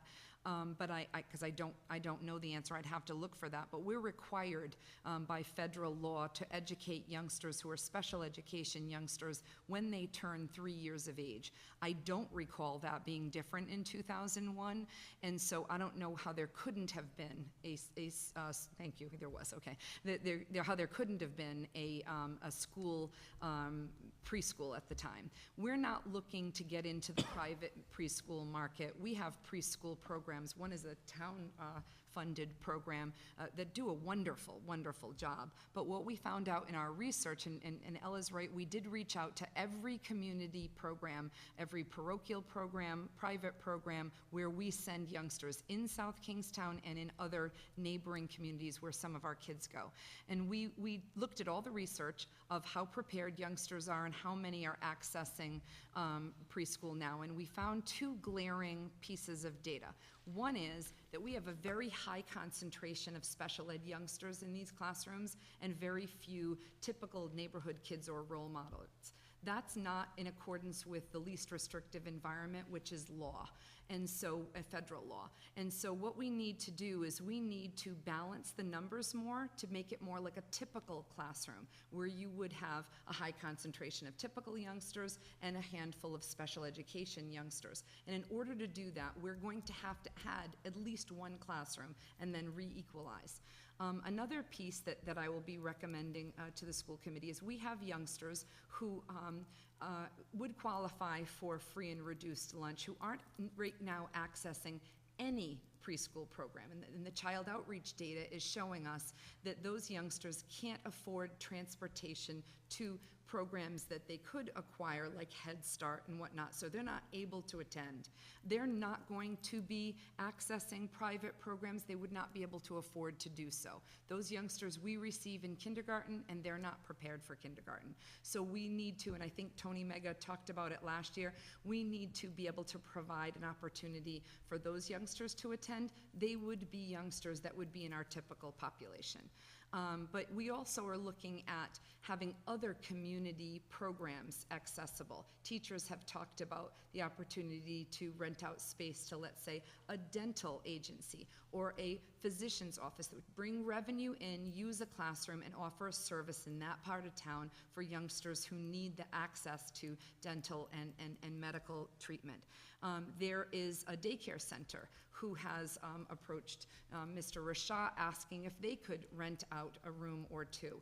And we have the space to do that, and so what it would do is it would offset the costs of what we're currently providing and what we would like to provide, to be honest, in terms of services. And so we're very much liking the setting. It's very handicap accessible. It's been wonderful for our youngsters. Our preschool teachers are involved in the conversations, the planning conversations. We're not looking to take over the whole school. We're not looking to expand. We're looking to just make certain that all children in town have access to high quality preschool program. Thank you. I know that the last meeting that was scheduled was canceled. Has there been another meeting since then? We have meetings every month, but the last meeting was canceled. It will be rescheduled, I think it's the beginning of January. Thank you. Has there, and it's probably too early to ask this, but I know that there was concern at some of the meetings that we had here in the town chambers with staff coming, concerned about the adding on of the 2 administrators, the STEMs and the behavior specialist. Has there been data, and it's probably too early, but I'm going to ask the question anyways, to support the 2 positions that were added? Every year, we review all of the positions, ones we've recently added and ones that we added long ago. We actually, all day yesterday, had a meeting of an all-day review of all the staff in our buildings. We don't have student achievement data on the STEM coordinator. We wouldn't have Swiss data yet on the effect of the behavioral consultant. But the STEM coordinator particularly, I have to be honest with you, I don't know how we could get along without her. We have so many meetings at RIDE, so many Common Core initiatives, so much of a change in mathematics in terms of how we offer, I'll take the elementary everyday mathematic program. It no longer meets the program requirements for what youngsters need in Common Core math, the shift is significant. And so someone has to work with our teachers and our math coaches and our principals and attend all of these different meetings to show all of the other programs and components that we can use. The math teachers will tell you there's not a lot out there yet, because as the Common Core came, the publishers are struggling to get right behind it. And unlike years ago where they could just slap a textbook on, they're finding that it's more take from here, take from here, take from here. Somebody has to organize that. A lot of her work so far has been in the high school, has been working with Martha Spivak, and working with Neely Donito and the science teachers. The feedback I've received verbally from the department chairs is very, very positive. And I have to be honest with you, I don't know how we could get along without her. If anybody else has any other questions, I'll hold off on a few more that I have. You else? Jim?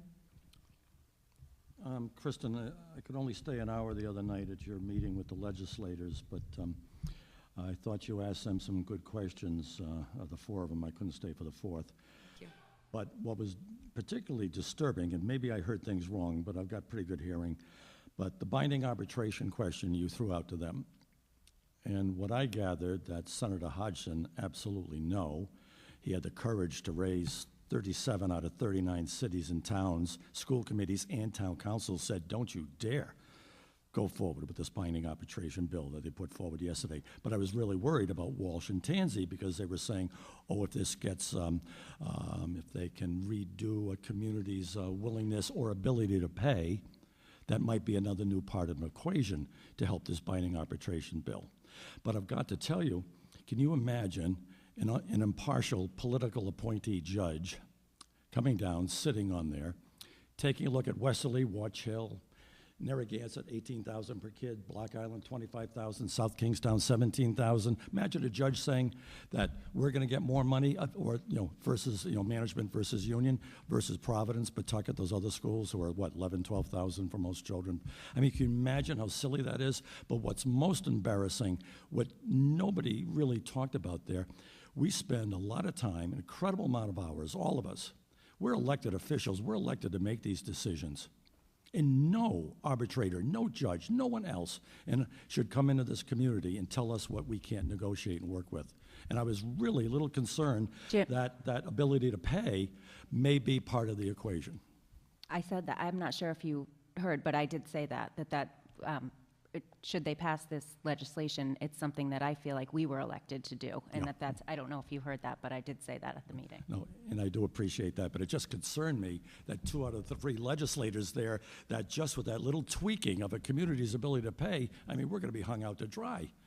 I think it will comfort you that they invited me to create law, I think, like put a proposal together. Kristen, would you like to draft a bill? I can honestly say that invitation has never occurred before, and I assure you I will be doing just that. I've already started the wheels turning, and I hope to present to the school committee some draft legislation, which I didn't think I was able to do, but they invited me to do that. I think it's important, from what I heard them say, I think it's important that they understand what all of the different choices would be. Because what I heard Senator Hodgson say is that sometimes a bill is created, and if I'm not writing the bill, then I don't know that the school committee agrees with all of the tenets, but then changes are made. And then he doesn't have a chance, nor do the representatives that were in attendance have a chance to check back in with the local officials and say, well, what do you think about that change? Does it make it better now? So what I'm hoping to do is provide some draft legislation and then make a column of musts and nots, and offer some rationale so that they can see from the perspective of the locally elected officials what would be things that could be massaged, and what could be things that just are not feasible. And I agree with you. I think that you were elected to make these decisions, and that it is very troubling to think that you wouldn't be able to carry out that duty. And what was even more troubling, which he really, he spoke about, but at the midnight hour, the Senate passed that bill like 34-2, 33-2. It was incredible, and thank God Gordon Fox said, wait a minute, we're not going to look at this thing. I mean, it was incredible just to show you that momentum that builds up late night. No one has a chance to study it. No one has a chance to the process. But quickly, I just wanted to go over one other thing you talked about the other night. The teacher layoff notices, requests that you had at the General Assembly. Obviously, that makes sense. I hate to see those things go out, the end of February, March 1, in whatever, May, early June, whatever. And we need more, obviously, we need more time to put our own budgets together. So certainly the layoff notices, I mean, I don't know the best date, but you guys probably put that together between job fairs and when people are rehired, so on and so forth. But I thought that was important that they were agreeing with you on that. But I had to leave before you got to the unfunded mandates. Can you throw out, maybe for the council here, what are a couple of the key areas where you feel that we could handle it better, or where maybe we should not be, have the money forced on us? We talked a little bit about the funding formula, and I explained to them that it was important to always keep group home aid, that I would love to see transportation part of the market basket, that the managers spoke when the funding formula was actually being adopted, and explained that right now in the formula they're using a double poverty driver, and I think it was Representative Tanzi who said that there may be an opportunity in this legislative session to rethink the way the funding formula is actually calculated, and would we offer some suggestions. And I'll be honest with you, I think that we would put our heads together and do that, because there are certainly ways to recalculate that would make South Kingstown a significant impact on our community. And then we also talked about unfunded mandates, and quite frankly, that's a conversation that we're in every single year with the legislators. There are mandates that are unfunded that I don't think we would want relief from as a community because of our value system. Some of them are bus monitors, and some of them are school nurse teachers, and we have seen at public meeting after public meeting, families value those supports, those safety mechanisms. But there are other things, and I was very narrow in my ask on Tuesday because we only had an hour. And so I focused on the two most recent ones that right now are urgent. We have the Race to the Top requirements. And although the funding dries up, the requirements, the unfunded requirements will continue to go on. So to support this Rhode Island educator evaluation system, every school department is given a certain share of a personnel member at RIDE who comes out and runs training sessions, attends our meetings, offers support. Right now we pay into a 0.5 personnel, and we're reimbursed by the state of Rhode Island. What will happen to that support? What will happen to that person? We can't absorb it. You saw that we can't absorb it. And so what's the safety net? What's the plan going forward? What's the plan of sustainability? We've not heard that yet from RIDE, and I've been asking for 3 years. The other piece is induction coaches, same thing. Our first, second, and third year teachers need support, and first year teachers especially, and right now RIDE offers them a support of an induction coach. We also have a mentor program, but induction is the law right now in Rhode Island. So when the induction coach money goes away, who picks up that fee? I don't think we should. And the bigger piece is the readiness for the park assessment. And we have had a public work session on what are we going to do when every child in grades 5 through 12 has to take a computerized assessment 5 times a year starting in fall of 2014.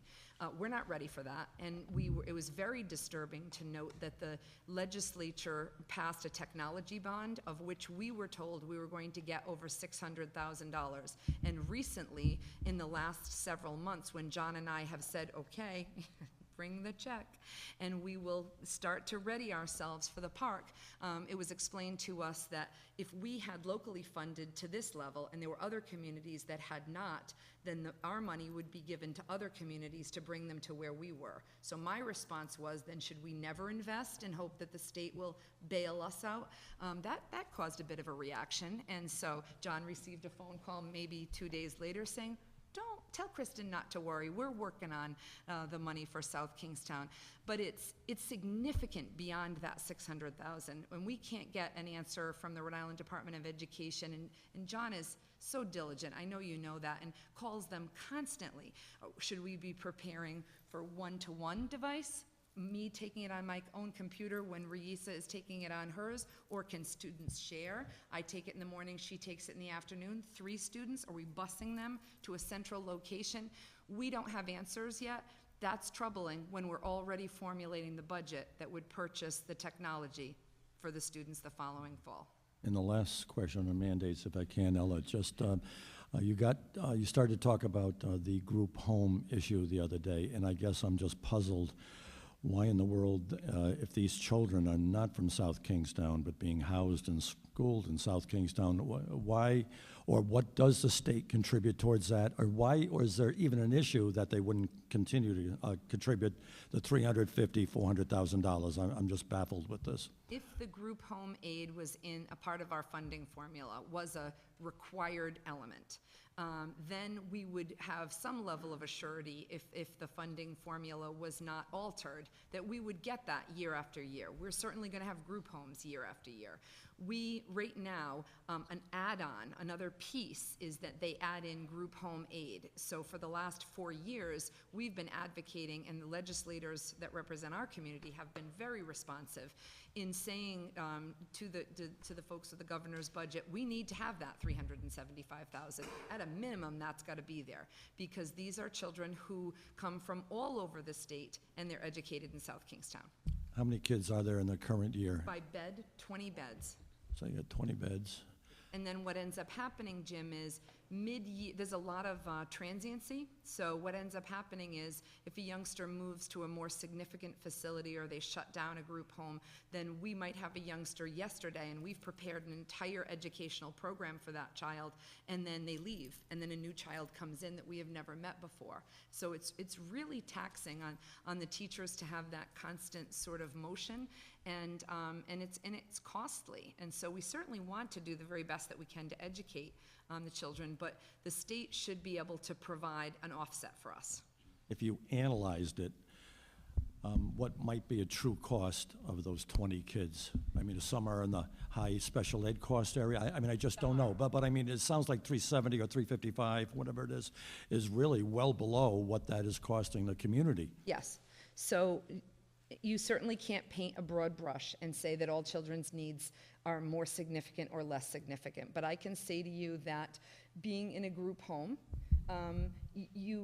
children may present with more challenges and may need more supports. And so, there are certainly instances where we have students who have special education, but not all of the students, and some who require other supports. And so it would be impossible for me to really say to you, it costs this amount of money, or that amount of money, or last year it cost us this amount of money. We don't disaggregate our costs that way, but $375,000 that they do give us needs to be maintained in the budget. And John was going to piggyback on what I was saying, so I'm going to offer him. No, I was just going to say that $375,000 doesn't make a dent in what it costs to educate those 20 children who occupy those beds, because of the many supports they need, or the tuitions that we may be paying on it. So it doesn't even come close, but if we lost that, it certainly would make a dent in our budget. Because that's what's so confusing, because I thought you said the other night that some cities and towns actually do not have group homes. That's correct. And on top of that, Several. why doesn't the state cover these costs for group homes, period? I checked this out a few years ago Okay, when all it right. first came up. So this is what they told me. Take it however you want. The group homes were set out throughout the United States, throughout Rhode Island. Most of them got set up right after they closed the state facilities over the course of years. So it was always essentially a block grant type thing. So the students would move in. So if you were in Warwick, they would give you $600,000 a year for those students going into that group home. As those group homes, for whatever reason, changed, and they built new group homes. So in South Kingstown, they built a bunch of new group homes. We went from, I think, 8 students to 20. The money stayed in Warwick that they were getting, because it was never in the funding. It's always been detached for the funding. So the money stayed, and the legislators were hesitant to take the money out. So then they had to come up with new money. So we did get some new monies, Pat did it in particular, to get us to 375, whatever it was, but it's never kept up with the beds we've got. Does that make sense? Sort of, yes. In a Rhode Island? I'm sure others know a lot more than I do, but thank you for that. Kevin, I'm so sorry, but when you have a moment, John would also like to mention another we'll wait to be recognized. In reference to this topic?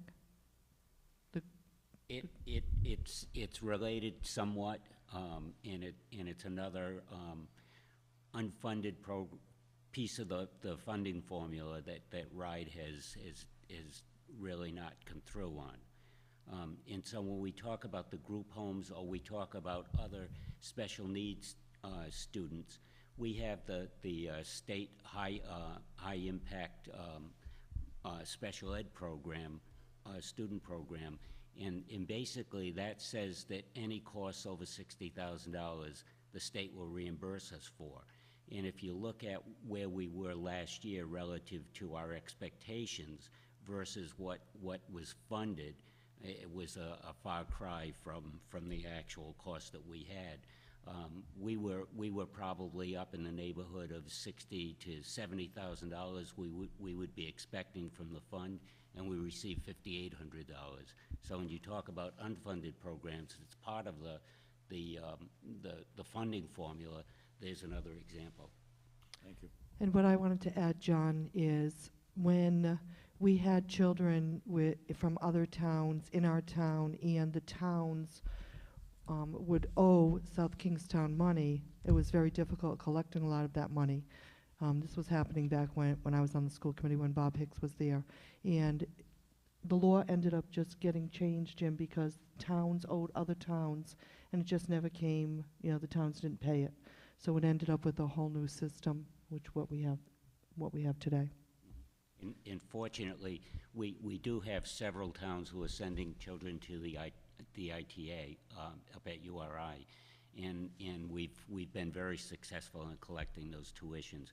We've got students from North Kingstown, Exeter, West Greenwich, and Westerly, and so we have been very successful in collecting those tuitions. Great. I think Carol had a follow-up question for something that Jim said. Well, I'm going back a couple of, 15 minutes ago when Jim was talking, but the park assessment, can you tell me a little bit about that? Is that in place of the kneecaps?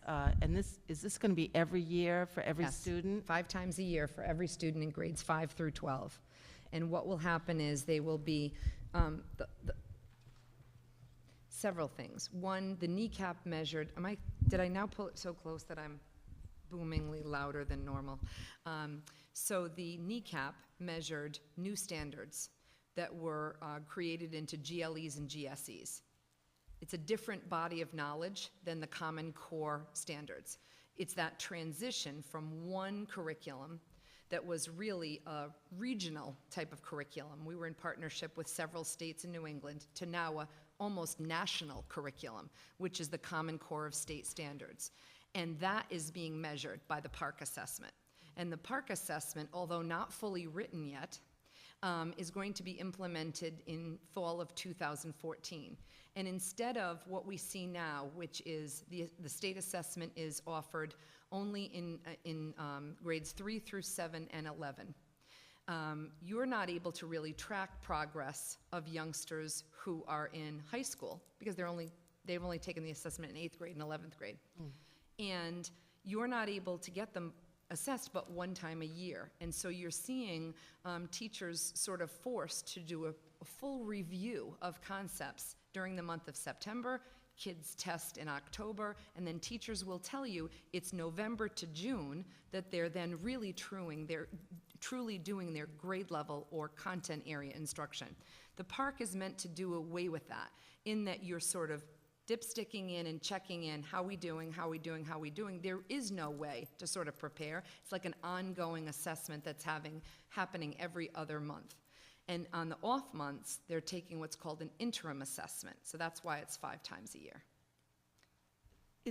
It just seems to me there's so much testing that how do the kids ever learn anything? I mean, you're constantly being tested on some national scale or some New England scale or whatever, but this seems like it's really taking, I mean, it sounds nice I in agree with theory. That was generous. I think that, that every I shouldn't say every teacher, many teachers in our school department and in our state would agree with you.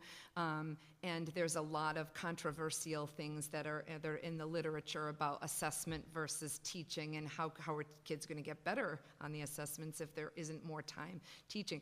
There are things I have control over, and there are things that they don't really ask my opinion about. And this is one of the ones that they didn't ask my opinion about. So this was a decision by the states, and it's 46 states. It might even be 48 states now that have gotten on board. So I don't want to say it's just a decision of our state.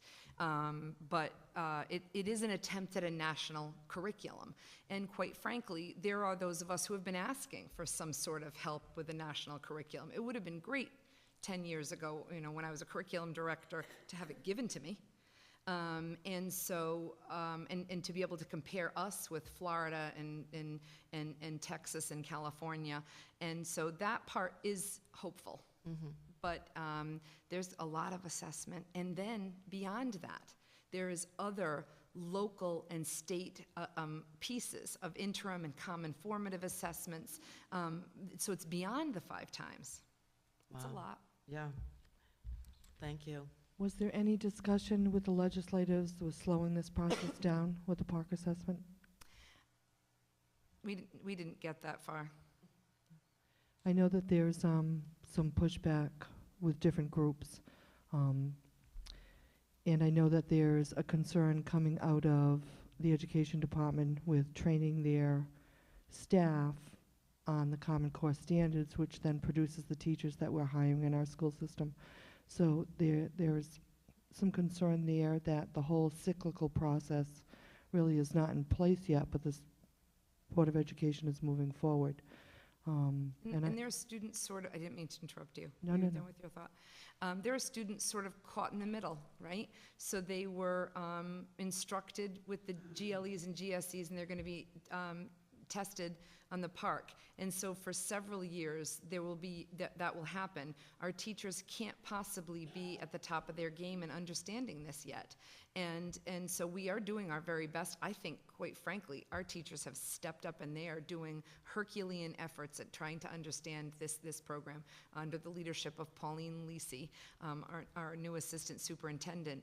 But there's only so much that you can understand and know and change your educational practice.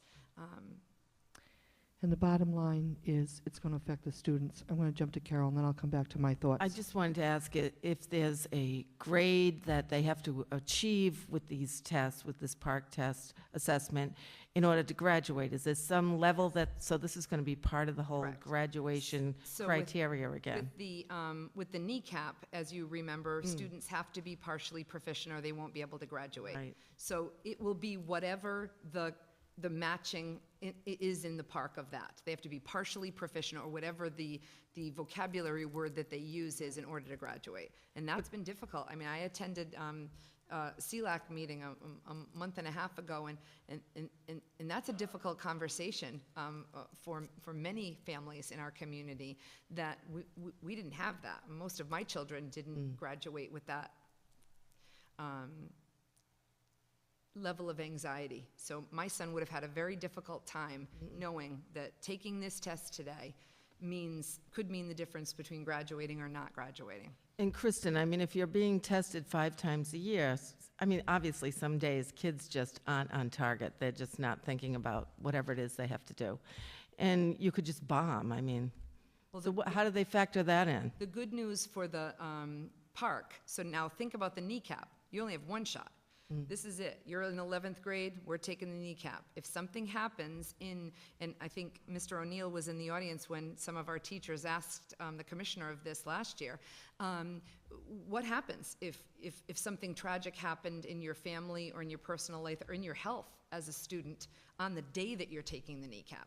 And so now with the Park assessment, the good piece that I can bring is that there are several times that they're going to be taking this assessment, so it's unlikely that it'll be a fluke.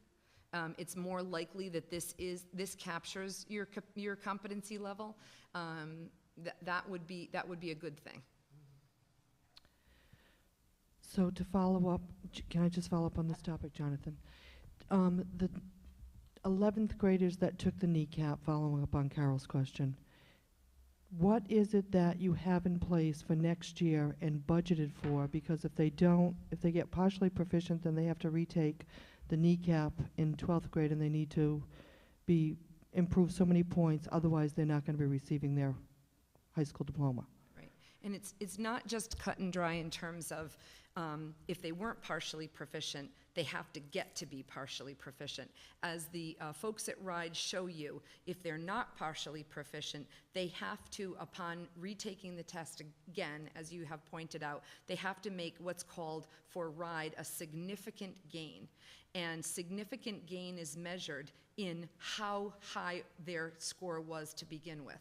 And so we have had to put measures in place to first identify the youngsters that would be at risk, and we've done that back to 8th grade. Youngsters who would be at risk because of their 8th grade scores of not making partial proficiency, and they're involved in extra support programs in grades 9 and in grade 10 before the 11th grade administration. We've altered the courses that they're going to take. It was really one of the first thoughts of the credit recovery program, and also so the credit recovery program at the alternative high school is on level 1, and on level 2 is going to be sort of like deficit skill production, and that will be that work. Right now we are doing it in the traditional high school, but it will be much more significant in the fall. And tying it in also with questions with the park, you usually have computer labs in the capital improvement plan. And is there, if the park does move forward, what is the plan for getting computers? So luckily, when we have our capital plan discussion, this year I've taken the liberty of inviting Doug Snow, who is our technology director, Bob DeRocha, who is our maintenance director, and Terry Lynch, our athletic director. Those 3 individuals sit with John and I on the school side of capital planning.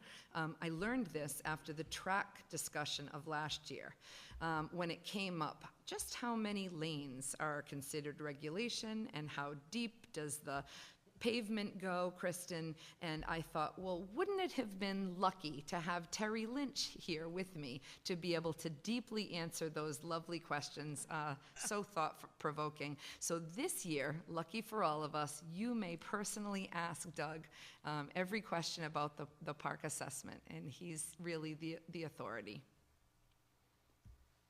Are there any other questions? Jim? Short one.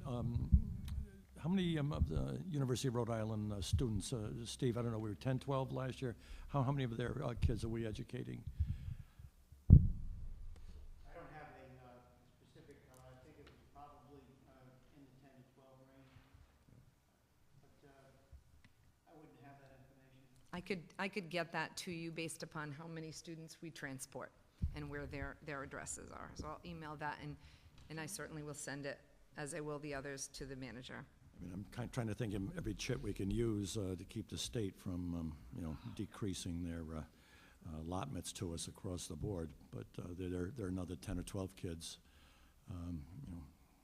everything that our property taxpayers are supporting. We passed for that legislation. Yeah. Oh, you have? Okay. But at that time, there was many children that were coming from the university. Yeah, it was up 30, plus 30. At this time, Jonathan, did you have a question? Yes. Sorry. Well, one, I just wanted to thank Carol for giving voice to, I think, a lot of people's frustration about the testing and the concerns about the testing. And I guess I just want to, thank the superintendent and all the administrative staff, all the time that went into this presentation. I really appreciate the amount of time spent in talking about the program and, planning and future planning. About the whole educational system, as well as the budget.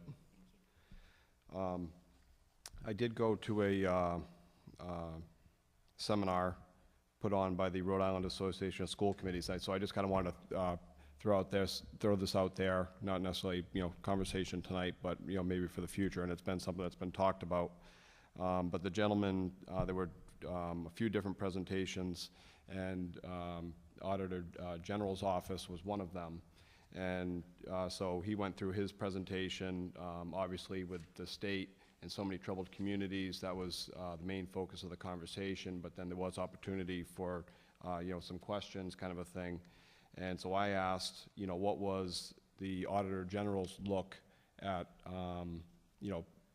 how does that office look at school committees' requirements for having a surplus?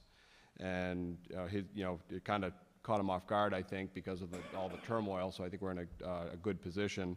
But he did say that from his standpoint, Auditor General's standpoint, that it's really not appropriate or not needed. It's not a goal to have a surplus. I don't want to say he said that it's not appropriate, but that it's not a goal.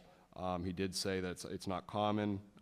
Typically, how they look at it is if that money is there, that the case can be made that that money could be being used for programs.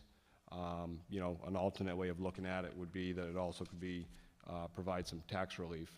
So I know what the conversation has been, and just for clarity, he definitely was very clear that a healthy town should have undesignated fund balance, or whatever the new phrase for it is, very healthy balance in that regard, but not seeing the need for it to be on the school side. Kristen? Kristen or Steve? I could start. So, Jonathan, in your question to the Auditor General, did you describe the fact that we're a community that uses 25% of our fund balance as revenue? His stand, the way that he answered the question was, there should not be undesignated fund balance. That flies in the face with general accounting principles, and being the lead accountant in the state, that's surprising to me.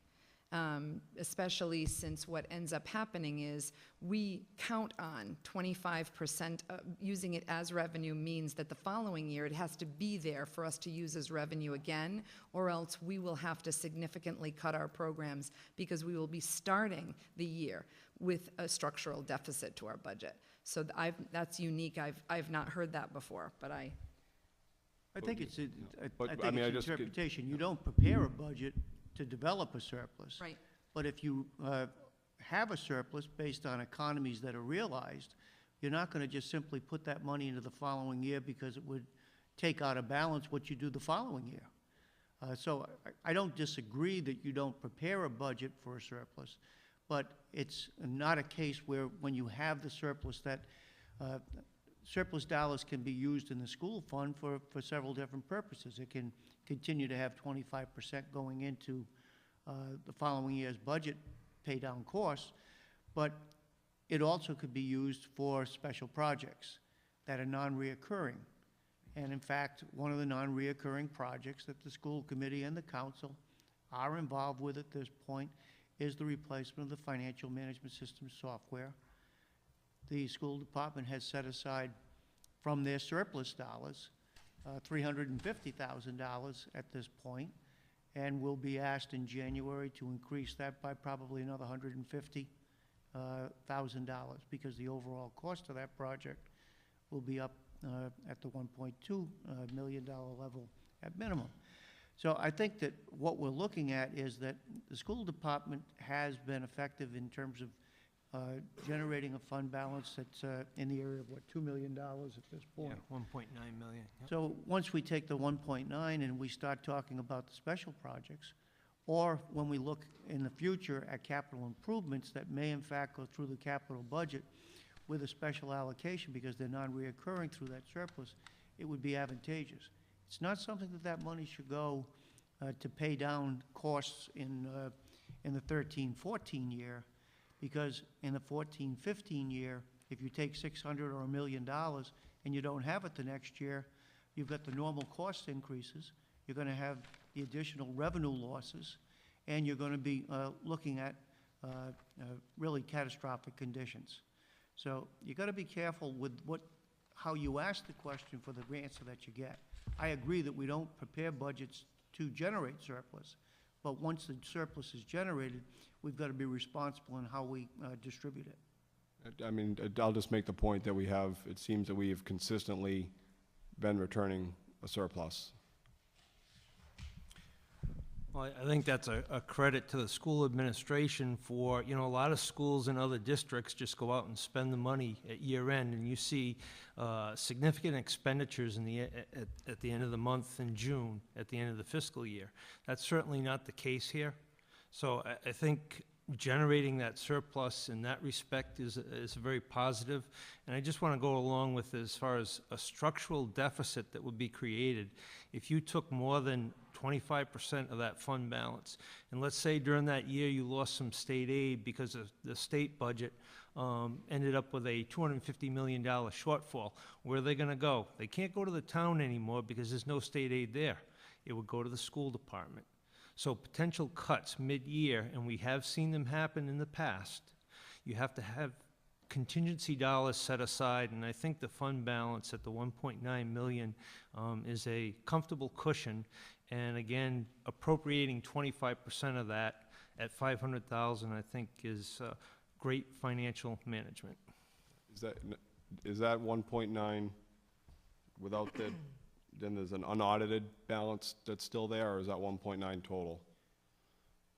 That 1.9 includes the 11-12 surplus, Okay. which was unaudited when the budget was put together. So technically, you have to take that down to about 1.3 million at that time, Okay. when the budget was put together. That's helpful. I'm sure I'll keep reapproaching. Other questions here at the table? Carol? Kristen, I'm looking at the pro forma budget spreadsheet that you put out on the last page, and then I look over to the expenditure assumptions, which you make note that you have currently 2 of your bargaining units are in negotiations, and one of them is obviously your largest group of employees, which is the NEASK. So with your expenses on your pro forma budget spreadsheet and your gross revenue, you didn't anticipate any kind of increase for either of those bargaining units, is what you said, right? Correct. This is not included in here. Correct. So the difference that you've outlined for us under the 3 different scenarios.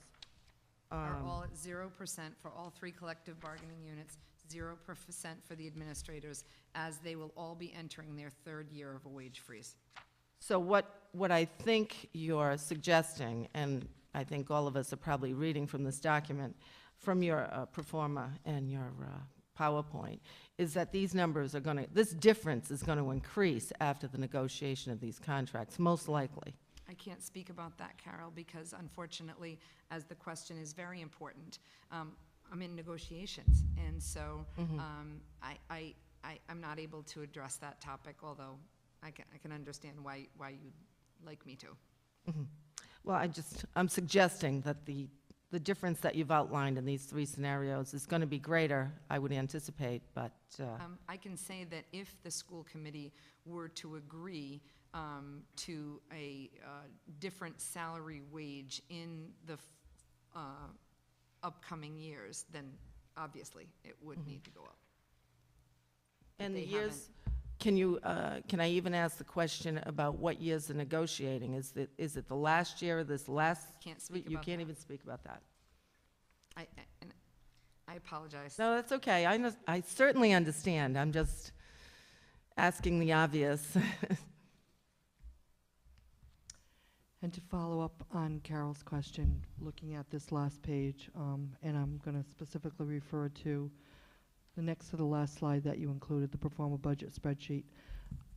Hopefully, and I think the answer will be yes to this, Kristen, but if there is, 2% and you need to look for that $632,938 or the 3% with $149,296, will you tell us where those cuts, you'll be looking at where those cuts? Okay, I just needed to ask the question to make sure that, that's important information for Very us. public conversation that would talk about, what areas. Jonathan?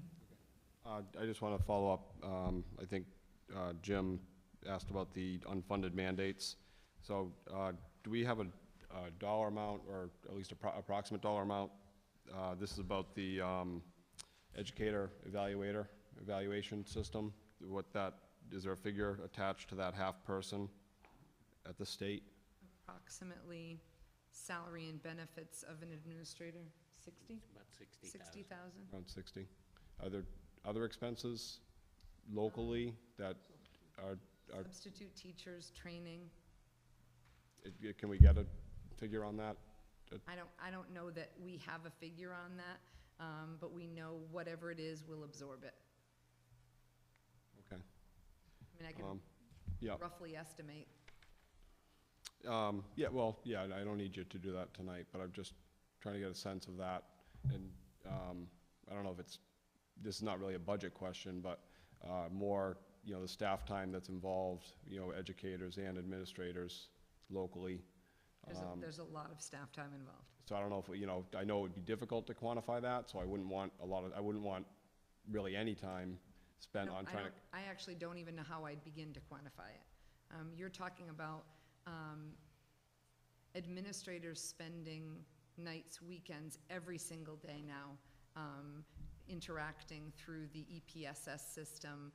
You're talking about teachers creating SLOs and professional growth goals and capturing all of the artifacts and managing all of the data and really being active participants in that. I wouldn't even know where to begin to start to capture how many man-hours folks have put into it. And certainly it would differ by person, but you're right in saying that it's a lot.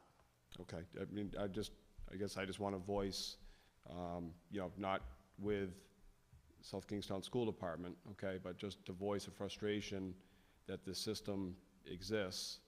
The amount of time that is being put in, I can only imagine how much time is being taken away from, you know, educating our children.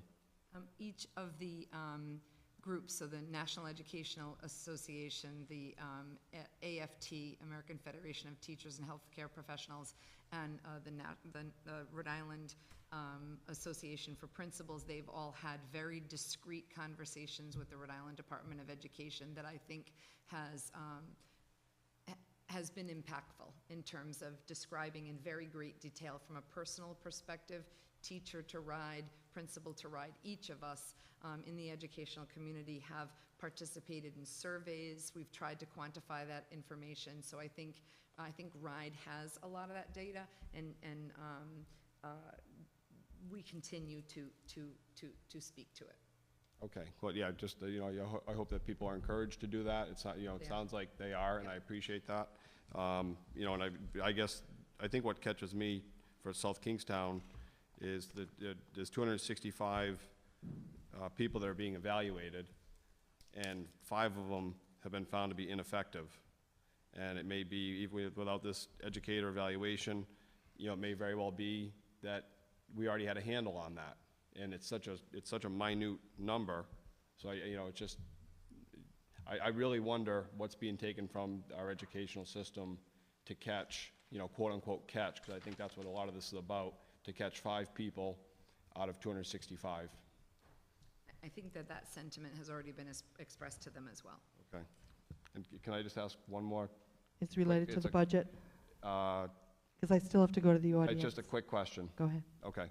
And you may not have an answer to this, but just to ask the question. Yeah, I'm sorry. Jonathan, you had your chance at me on Tuesday. Well, This is their chance. that was a long meeting, but I won't get into that. I'm just wondering, is there any grant funding, you know, not federal grants or state grants, but private grants that comes into South Kingstown at this time? There are many. So for example, SCEF provides grants, and teachers and principals have written specific grants. And they would all be coordinated either through the Assistant Superintendent's Office or through the Special Education Director's Office. They're not big. You saw the fitness center be built with a grant. You would see smaller programs through the Rhode Island Foundation, but we're not talking big money, and we're talking very targeted money on specific programs that teachers have really, really worked very hard to get that would benefit their students or their principals. So for example, Pauline Lisi wrote a grant through the trust for the safety and security mechanisms in the front of Peacedale School 2 years ago. And, you know, the Curtis Corner and Broad Rock folks in the phys ed department wrote for the fitness center, Rhode Island Foundation grants and whatnot. They're not big dollars, but the dollars that they are really have an impact. Thank you. Sure. Any last minute questions here at the table before I open it for public comment? Okay, at this time, we're going to solicit comments from the public relating to the general goals and objectives for the budget for this ensuing year. Could you state your name? Keith Forehaven. I'll be brief. And for those of you that were at Tuesday's school committee meeting, it's going to be a repeat. I have a concern with the And way... it's related to the budget. It is. Thank you. It relates to the way charter schools are being funded. And my understanding of the way charter schools are funded is they take the tax distribution from the town to the school and average that by the running average of students, and that's where the $17,000 comes from. The concern I have with that is roll with me, because you got to let it roll in your brain for a little bit before you fully get it. If you are a first grader in the charter school, you have $17,000 going to your school and have access to $17,000. In that simple average is some of the money that goes to the high school or to the 6th grade or to the 8th grade, because it's an average of the entire tax distribution. If you are a first grader going to, say, Wakefield, you don't have access to $17,000. You have access to the money that's spent only on your first grade classroom. You don't have access to the average of the money being spent in the high school. Follow that? So I'm feeling as though those 2 first grade students are getting their education funded in 2 different ways. And if that charter school student comes back to South Kingston for high school, then it's a double dip. They already had access to the average of the money that's being spent at the high school, and then they come back and their tax dollars are being allocated to them again. You follow that? It sounds semantical, but it actually, I think, accounting-wise, that makes sense. It does. Okay. So I kind of have an issue with that, and as we're talking about funding being reduced to our school system, those dollars really count. You know, if you think of, you know, if high tide is right below your nose, every drop counts. And additionally, if you push this idea further, if the state funding formula is reducing our budget by $400,000 a year, about that $350 a year for the next 10 years, or we're 3 years into 10 years. Hypothetically, if the taxpayers are going to pick up that additional money for our school system, that would be a zero-sum gain for the school system, right? We lose $350 and the taxpayers pitch in another $350. In a very real sense, the charter schools are getting a raise because, again, the way they're funded is based on the tax distribution, not the entire school budget, just the tax distribution. So as the taxpayer has to pick up more money to cover that reduction in funds, the charter school will get an increase in their funding. So this school system's loss will be the charter school's gain. I got a problem with that as a taxpayer and as a parent. Thank you. Was that brought forward as a concern to the legislators? Yes, Thank you. Yes.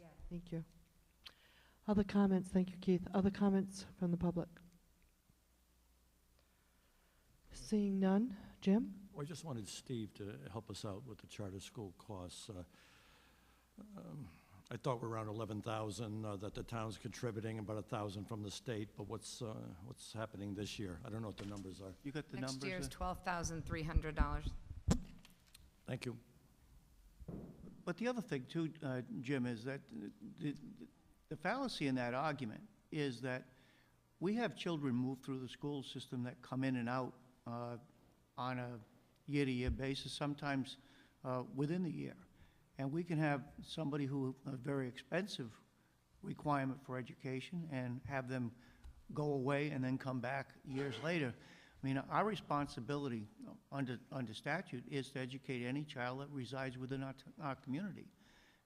So I'm not sure that we're going to fix the charter school, or that the children are getting a different level of education in terms of dollars.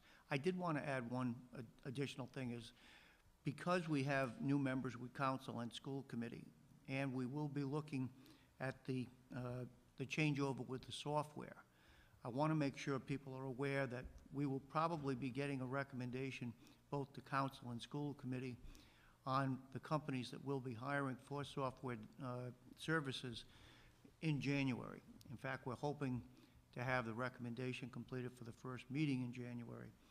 We're estimating with the capital budget, which that estimate was put together in November, that we will be looking to purchase 5 different software suites.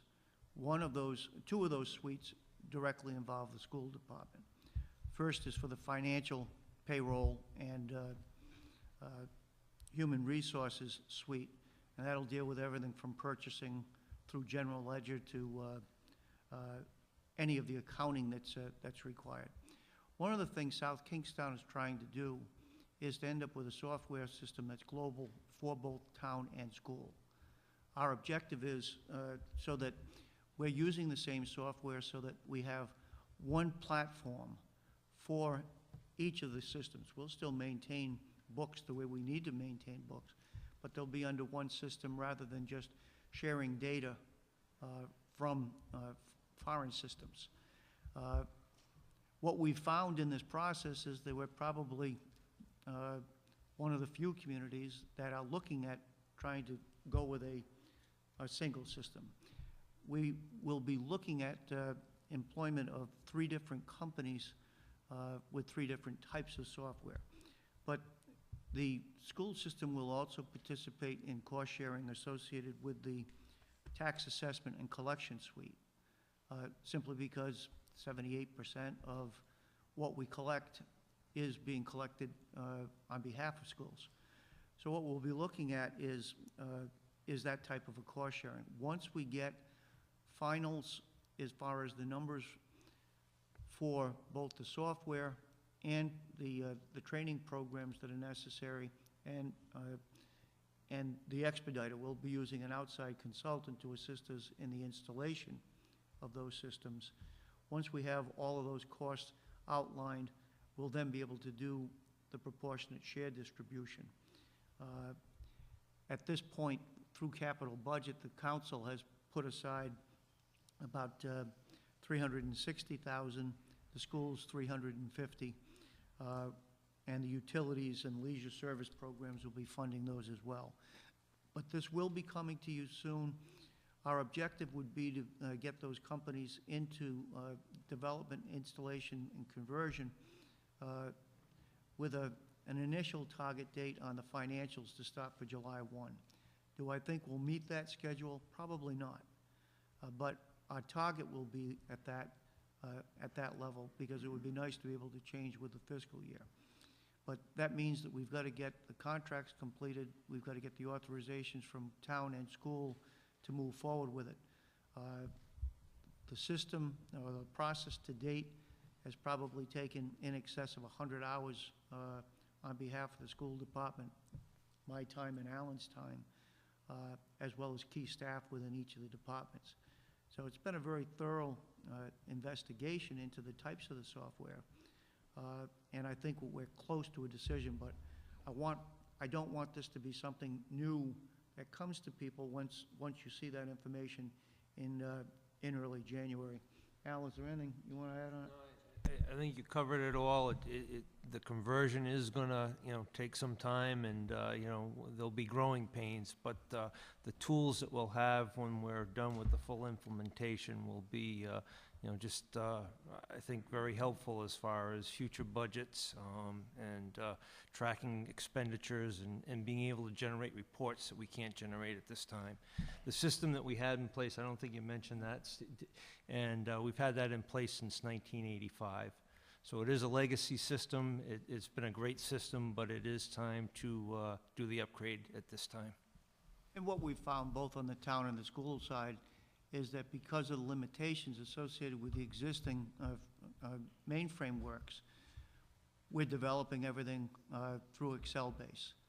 And that's fine, but it's not something that allows multiple people to be able to use things that are developed or databases that are developed for specific purposes. What we're looking for is to be able to have common databases where analyticals can be used to be able to hone down on the data.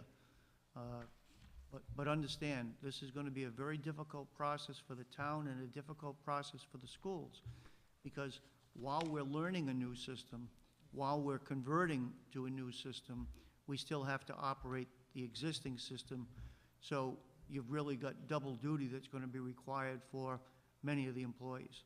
So it's not going to be an easy system, and I think we're all going to hate the fact that we changed software. But hopefully 3 years from now, and I think it will take us 3 years to fully enjoy the benefit of the systems, 3 years from now there'll be a system in place that will last the community hopefully for another a 20 to 25-year period. We also assume that just as there's UCOA on the school system, we expect that within the next 3 to 5 years, there'll be a UCOA on the municipal side as well. Having the platform up front will put us into a leadership position to be able to address those issues. So I just wanted folks to know it's there. It ain't cheap, but in the long run, it should provide us with what we need to be able to go through the next couple of decades and continue to provide the financial management that the communities have grown to expect. Thank you. Any last minute comments before we adjourn? I just wanted to again thank everyone. This is, I know, a busy time of the year, and appreciate all of the rich dialogue that took place tonight. I think this is probably one of the better conversations that we've had, and want to stay close working relationship, appreciate the amount of respect back and forth with the dialogue here at the table, and we'll continue to keep working together, as well as including our legislators on what our needs are. So without further ado, I just want to wish everyone a happy holiday and a prosperous, healthy new year. Thank you. Now we can start the Christmas spirit. I hope so. Did you get any shopping back? I get a lot of shopping done. Oh, I did a drop till you shop till you drop. One of those deals. Did you get your I daughter still in? got a few things to Did you do. get your daughter in yet? No, Saturday. Saturday. Saturday. If you want to come to my you do house your Saturday, shopping? you're probably I too gotta busy see to what get time your she daughter. gets Do you know where I live? Do you want my Yeah, on address? Broad Rock, right? Yeah. What is it? Let me write it on your thing in case you want to come. Yeah. I understand. I'm not sure. I gotta see what time she gets. Absolutely.